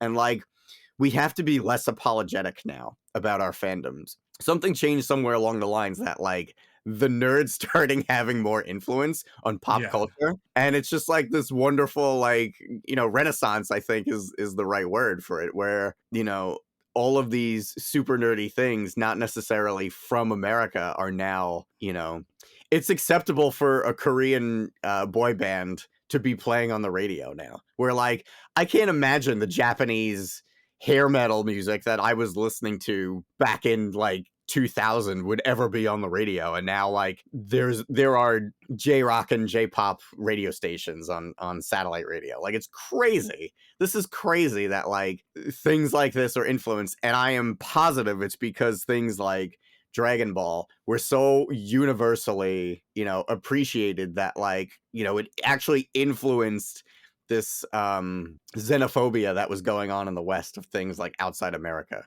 You know what I mean? And it's things like Dragon Ball that just like were a big part of that. So one of the things that if you're not even being sort of on the fringes of this fandom as I am, if you're completely outside of it, you might not know, but the Mexican cartels, man, they are massive into Dragon Ball. It's like it's what I was saying earlier about like sort of those toxic masculinity things being sort of ascribed to the series and being sort of taken on as icons by the wrong type of people. Right. There's an aspect in there. Right? And Toriyama passing, the cartels basically like all agreed to a ceasefire. Oh my god. So like over the weekend, wow, everybody just like chilled out. Like all of the like territory disputes, this and that, everybody agreed we're taking a weekend. Like this is like a legend has passed. We all need time to mourn. Like not all, maybe not all, but not everybody in the cartels feels this way, but there's enough of an influence in that culture that they were like, this is a monumental shift. Which is one of those things that says to me that even though maybe they've taken on the wrong aspects of Dragon Ball as sort of their identity, when I say that other stuff seeps in subconsciously, this is a really good example of that. of like well, clearly they're getting some of the message.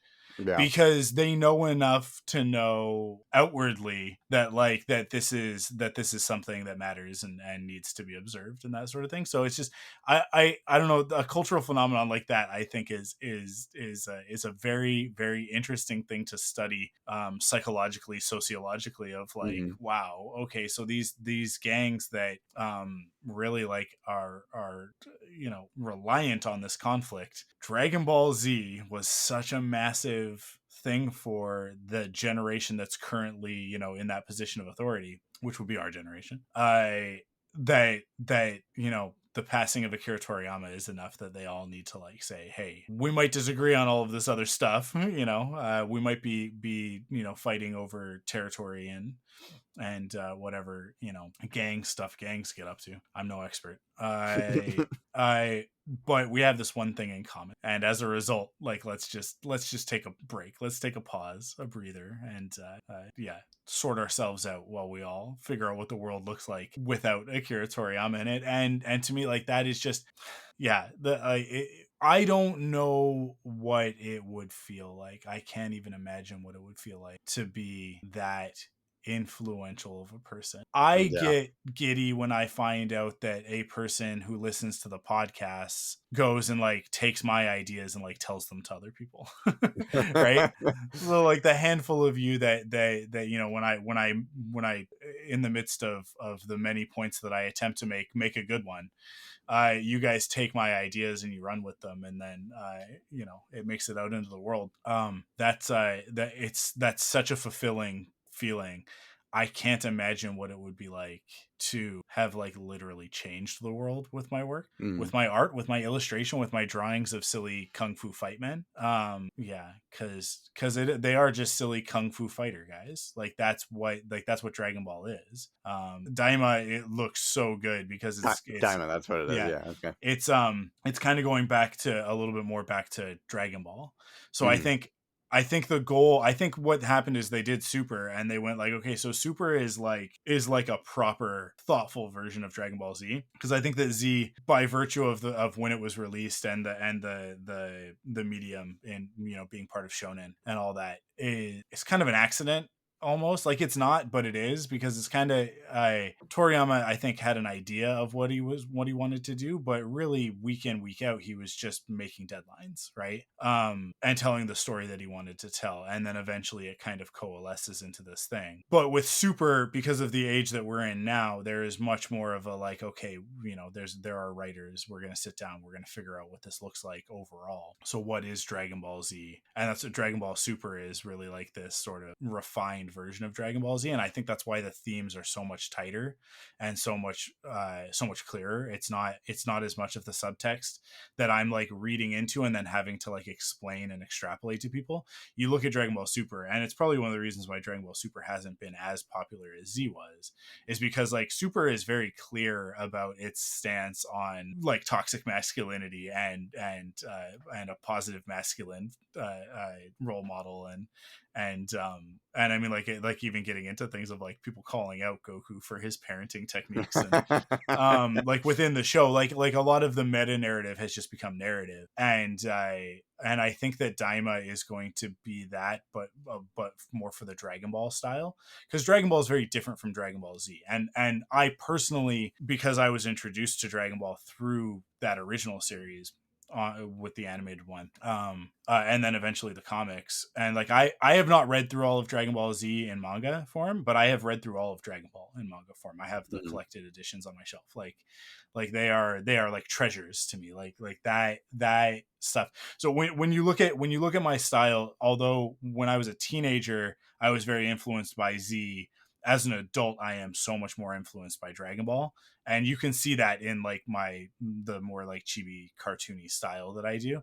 A lot of it I look at Toriyama and I look at his expressiveness and his posing, and so you'll see that like a lot of my characters are sort of like jumping in the air. I'm really fond of that one pose, like of sort of the I call it the run. They're sort of like in the middle of a run, and like in a run cycle when both feet are off the ground. It's my favorite pose to draw, and it is very influenced by Toriyama, who was super fond of having his characters sort of just leaping into the air, moving. But that it's the sort of right angle arms and right angle legs, and sort of that pumping, like that's a very Dragon Ball thing, like that's a very like Goku and Krillin. I have such a hard time because he has become Krillin in North American culture, but his name is Karurin. It's Karurin, and when you read it I'm learning Japanese right now. So, and I've got a Japanese copy of a volume of the Dragon Ball Z manga. And so every once in a while I grab it and I start looking at it to go like, okay, can I translate these characters, right? Like, can I, or not translate them? Can I read the characters? I might not know what the words all mean because my vocabulary is not there yet, but like my alphabet is getting there. And so when I do that and I open it up and it's like, and Krillin is written Kuririn, right? I just go like, oh man, his name has been bastardized, but there's a lot of that. There's like Piccolo for so long, like the way that we spell it and the way that we say it is like Piccolo, like the instrument. But King Piccolo is King Pickle. That's his name in Japanese, right? So when he was introduced as a bad guy in Dragon Ball, he's introduced as King Pickle because he's a green Martian, like he's a space alien with like all these wrinkles all over him. He's a pickle. He's a big pickle man. And so Piccolo, as we now know him, we call him Piccolo, like the instrument Piccolo, which is much more respectful, I think. But really, in Japanese, his name is Pickle because he's a big green man. That's what Dragon Ball is. If you think that series is about violence and punching harder, then you're not paying attention. You are not paying enough attention, because one of the biggest villains of the original Dragon Ball, I mean, like literally the most dangerous villain of all of Dragon Ball was King Piccolo. Yeah. Right. So when he shows up at the beginning of Dragon Ball Z to fight Raditz alongside Goku, that's a big deal. That's a very, very, very big deal if you were reading Dragon Ball, because like that's the bad guy. But now he's here and he's like, I don't care about our past. Right now we need to deal with this guy. I'll kill you later. Right. Like, so he says all that stuff in Dragon Ball Z. Right. And we kind of gloss over it now at this point because now Piccolo is Gohan's dad, like more than Goku ever was. Piccolo is Gohan's dad. So it's Gohan and his two dads. And so now we get episodes of Dragon Ball Super where Piccolo has to babysit Pan, like it's the series is about shedding those ideas of toxic masculinity and those ideas that like, you have to be strong to be a man, physically strong, and you have to like domination and stuff like that. All of these patriarchal ideas, it's about getting rid of them. It's about letting them sort of fall away from you, because it's just armor that men wear in order to protect themselves. But real strength is vulnerability and softness, right? Like the real strength is taking off the armor and being able to take the hit anyways, right? And shrug it off because you're a good person, and like, so not reacting out of anger, not reacting out of like these negative emotions, but living inside of like your positive emotions and not being stoic. Goku is not a stoic character, right? I mean, every once in a while you get those moments where his resolve comes in and he becomes a little bit stoic, but that's a style thing, right? Like that's just sort of to be like, okay, now it's time to get serious. But Goku himself is not a serious character, and that is the greatest strength of his character, right? Dragon Ball is just, I feel so strongly now on the other side of it, having watched almost all of it. It is so misunderstood. It's so misunderstood in our culture, and I'm going to make it my personal mission amongst the other things that are my personal mission to get everybody on the same page with what Dragon Ball is actually about. And to me, that is the most important thing that I can do to contribute to Toriyama's legacy, is to take those lessons that he was teaching with that stuff and just make sure that as many people as possible know this is what it was really all about. This is what with Dragon Ball and Dragon Ball Z and Super. And so I don't know. It is such a bittersweet thing, because I think it has really forced me to reflect on what Toriyama has meant to me. It's one of those things of like I wish that this wasn't the reason, yeah, exactly. See, the reason that this kind of, I mean, you mentioned it before, like we are never getting any more Toriyama Dragon Ball, really Toriyama anything, but his style lives on and people are still going to be using it. But it hurts more than, well, we're never gonna get George Lucas Star Wars ever again. But it's like, yeah, but George is alive. And weirder things have happened. Like, imagine if like they came back to him and be like, "Oh yeah, we're making a Star Wars movie. George has agreed to come back and direct it." Like, even though it's probably extremely, extremely, extremely unlikely that it will ever happen, it's still a possibility that it could happen. You know what I mean? But like now, like not Toriyama. Like that's it. It's done. It's final. So, like you said, we got what we got. We have to, all we can do is appreciate it, and there is plenty to appreciate. Well, and so grateful that Toriyama came back to Dragon Ball oh yeah, in the mid 2010s yeah, absolutely. to do Super, and to sort of like, because Dragon Ball had stagnated, right? I mean, like GT was not as Yeah. popular, it's not very good. And it wasn't him. He didn't do it, right? Like it was not his story. So he came back finally, sort of, because I think that there was a bit of it's a little bit of what George Lucas is in right now, which is like there's a bit of sort of the hurt feelings and a bit of the broken heart of like, this thing that I created that I love so much has been taken over by this other thing, and has become something that I don't recognize, right? And so I think it was a lot for him to come back to it, but he did come back to it, and has now left Dragon Ball in a place where it can continue. Because with GT, it wasn't in a place where it could continue. No. And certainly like the end of Z, because Z flash forwards many years to what is considered the end of the series, right? Which is Goku taking on Oob as his apprentice, and becoming, essentially it ends with him becoming Master Roshi, right? Like that's like that, I think was sort of the thing.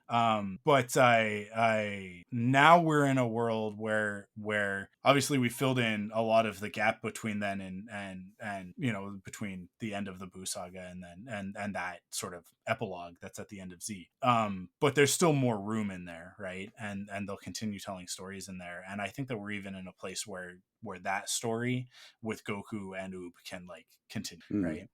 And I would love to see. I mean, I would love to see a jump, because he's like Oob is like an adolescent. When in that flash forward, I would love to see like the jump forward, even from there, like the jump forward to Z, to him being more of an adult, or like even like a sort of like a young adult. And I want like seeing Goku have aged a little bit. I don't know if Saiyans don't age as much and blah blah blah, but I really want to see Goku eventually become that Roshi character, right? Like the hunched over sort of gray haired. I want to see that future. Toriyama did a drawing of what Goku would look like at that stage of his life, and with a quote of and this was, I think, around the time that Dragon Ball Z ended, with him saying like is it the end? Like, I don't know, like I want to draw this character forever. I love him so much that maybe one day he'll look like this. And it was like a drawing of him, and he's got Roshi's staff, and he's like it's Goku, it's very clearly Goku, but he is like, he's older and he's hunched over and he's got white hair and a beard and all of that. And it's like, I want to see that future. Like, I want to get there, because eventually Goku has to become that. I mean, like, I think the path for Goku is that eventually he becomes God, right? Like eventually he transcends and becomes like the god of martial arts, basically, but like the most powerful being in this. But he'll have to have fought everything else in order to get there. And I'm just really grateful that we got more stories. We got characters like Beerus, which, like, I don't think that you get Beerus without Toriyama. Like, that is such a Toriyama character. Oh yeah, And 100%. he has become one of my favorite Dragon Ball characters. At first I was kind of like, I don't know how I feel about this Egyptian cat god guy. But then as the series goes on and you just get to know more and more about him, and as Goku's influence rubs off on him and he becomes a softer and softer character, the great thing is that, like, it's not that Goku changes people. He doesn't change people. Goku shows these characters that they don't have to be this thing that they think the world wants them to be. So for Vegeta, you talked about like him being the prince of all Saiyans, and he thought by birthright he needed the most powerful, the strongest, blah blah. And through Goku's influence, Vegeta eventually realizes he doesn't need to live up to that. He can't. It's an impossible ideal. He's never going to be stronger than Goku. He's never going to be stronger than Broly, right? Like he's. But what he can be is what he truly meant to be. I'm going to tell you that you need to watch Superhero. Yeah. Okay. Maybe. That's all I'm going to say. Yeah, but Vegeta's goal ultimately at a certain point, certainly by the end of Super, he's like, well, I'm gonna get stronger, I'm gonna get more powerful, and I'm like we're gonna have another match, and like he's never gonna give up on it, but his resolve is not to be more powerful than Goku. His resolve is to be as powerful as he, right? Yeah. Is to break his own limits and to prove to his family that he can do that, right? Like that it's not for his Saiyan honor or like blah blah blah, all this stuff that he says all the time. It is just like it's his relationship with Trunks is such a beautiful thing at a certain point. It's like it's so meaningful. So like it's Goku gives them the ability to like drop that armor, and he even does it with Beerus, who's like the destroyer god, right? Like his whole purpose is to destroy things, right? He's the cleansing fire, right? And Goku makes him realize that like, oh, he can be friendly, he can have friends, he doesn't have to be alone, he doesn't have to just and he doesn't have to have this temper and destroy things just for the sake of destroying them. That he can serve a greater purpose than that. And I just love where you end Super with that character, when Brawly, like him sitting back and watching the fight unfold from a distance while he takes care of Bulla, right? Like babysitting, like he's babysitting, and the end of that movie is just him going like, I guess it turned out all right, I didn't have to do anything. Just him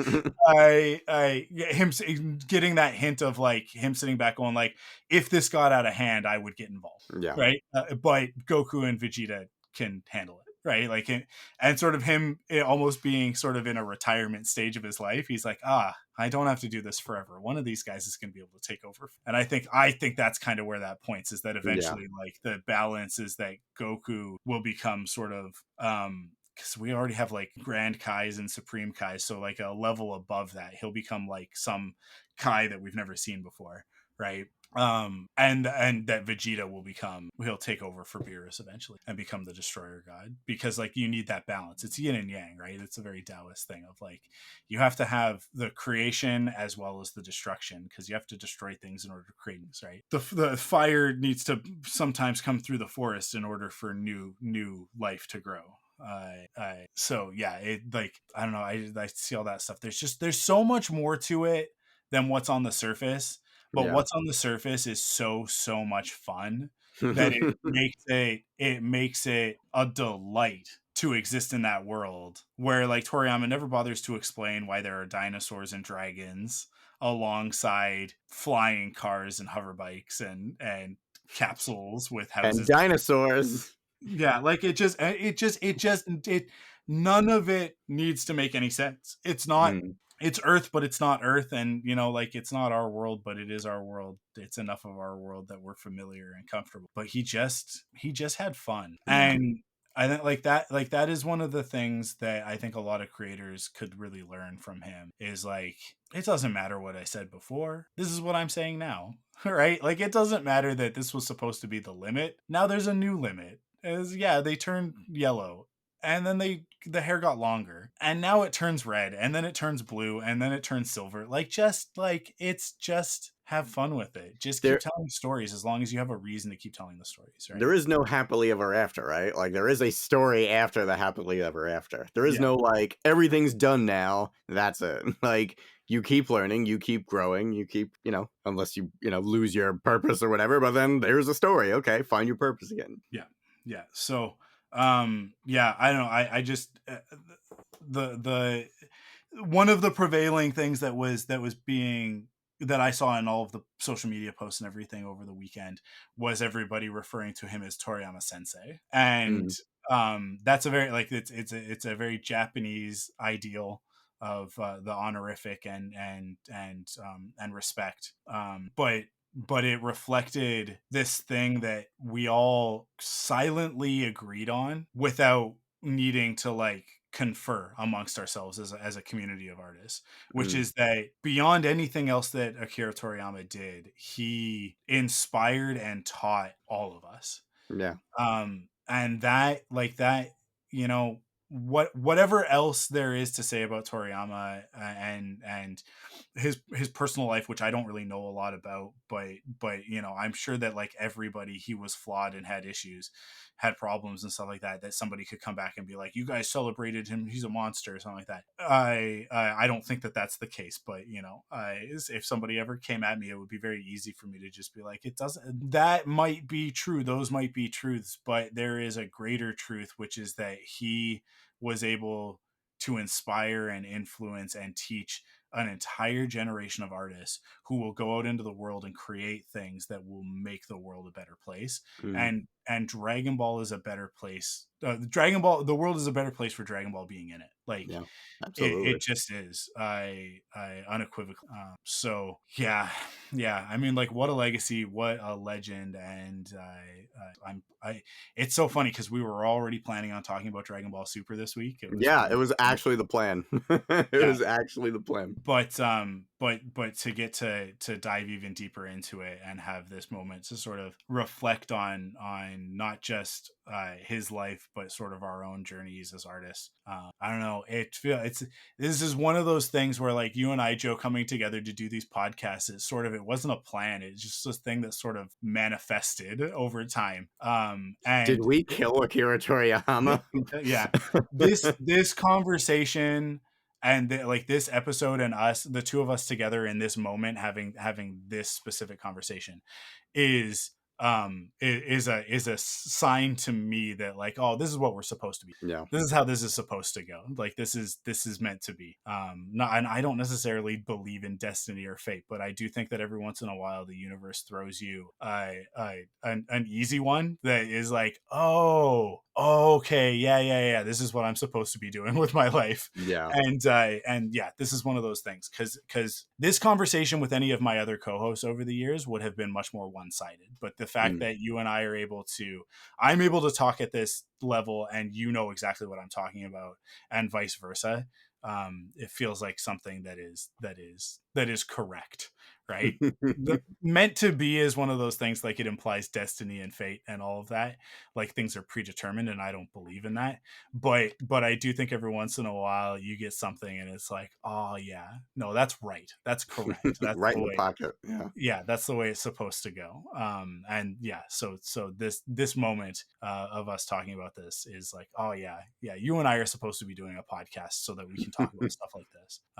So it's good for our second one of this new like weekly thing of us sort of, you know, going out on a limb and saying like, do people want this? It's like, well, I want it, so somebody else is going to want it too. Yeah, and we'll just keep having fun with it, and we will just persist and you know, keep developing the podcast in the direction that we are, and it'll keep getting better. And that's the lesson. That's what we take away from all of it, right? So, well, that said, nobody died this week. So yeah, man, come on, a little happier. Yeah, but you know what? I think that's gonna do it for this episode.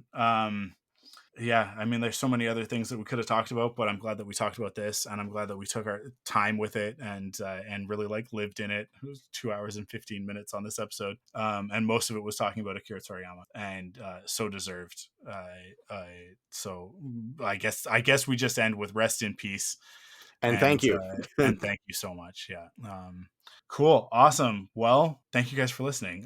Don't forget to stay up to date with everything ThunderQuack by following us on social media and extra content like reviews and reactions on YouTube, Instagram, and TikTok. And thank you to all of our faithful ThunderQuack supporters on Patreon. We couldn't do the show without your support. Head to patreon.com/ThunderQuack to get early access and bonus content like ThunderQuack off the record. Thank you guys for listening, and stay frosty.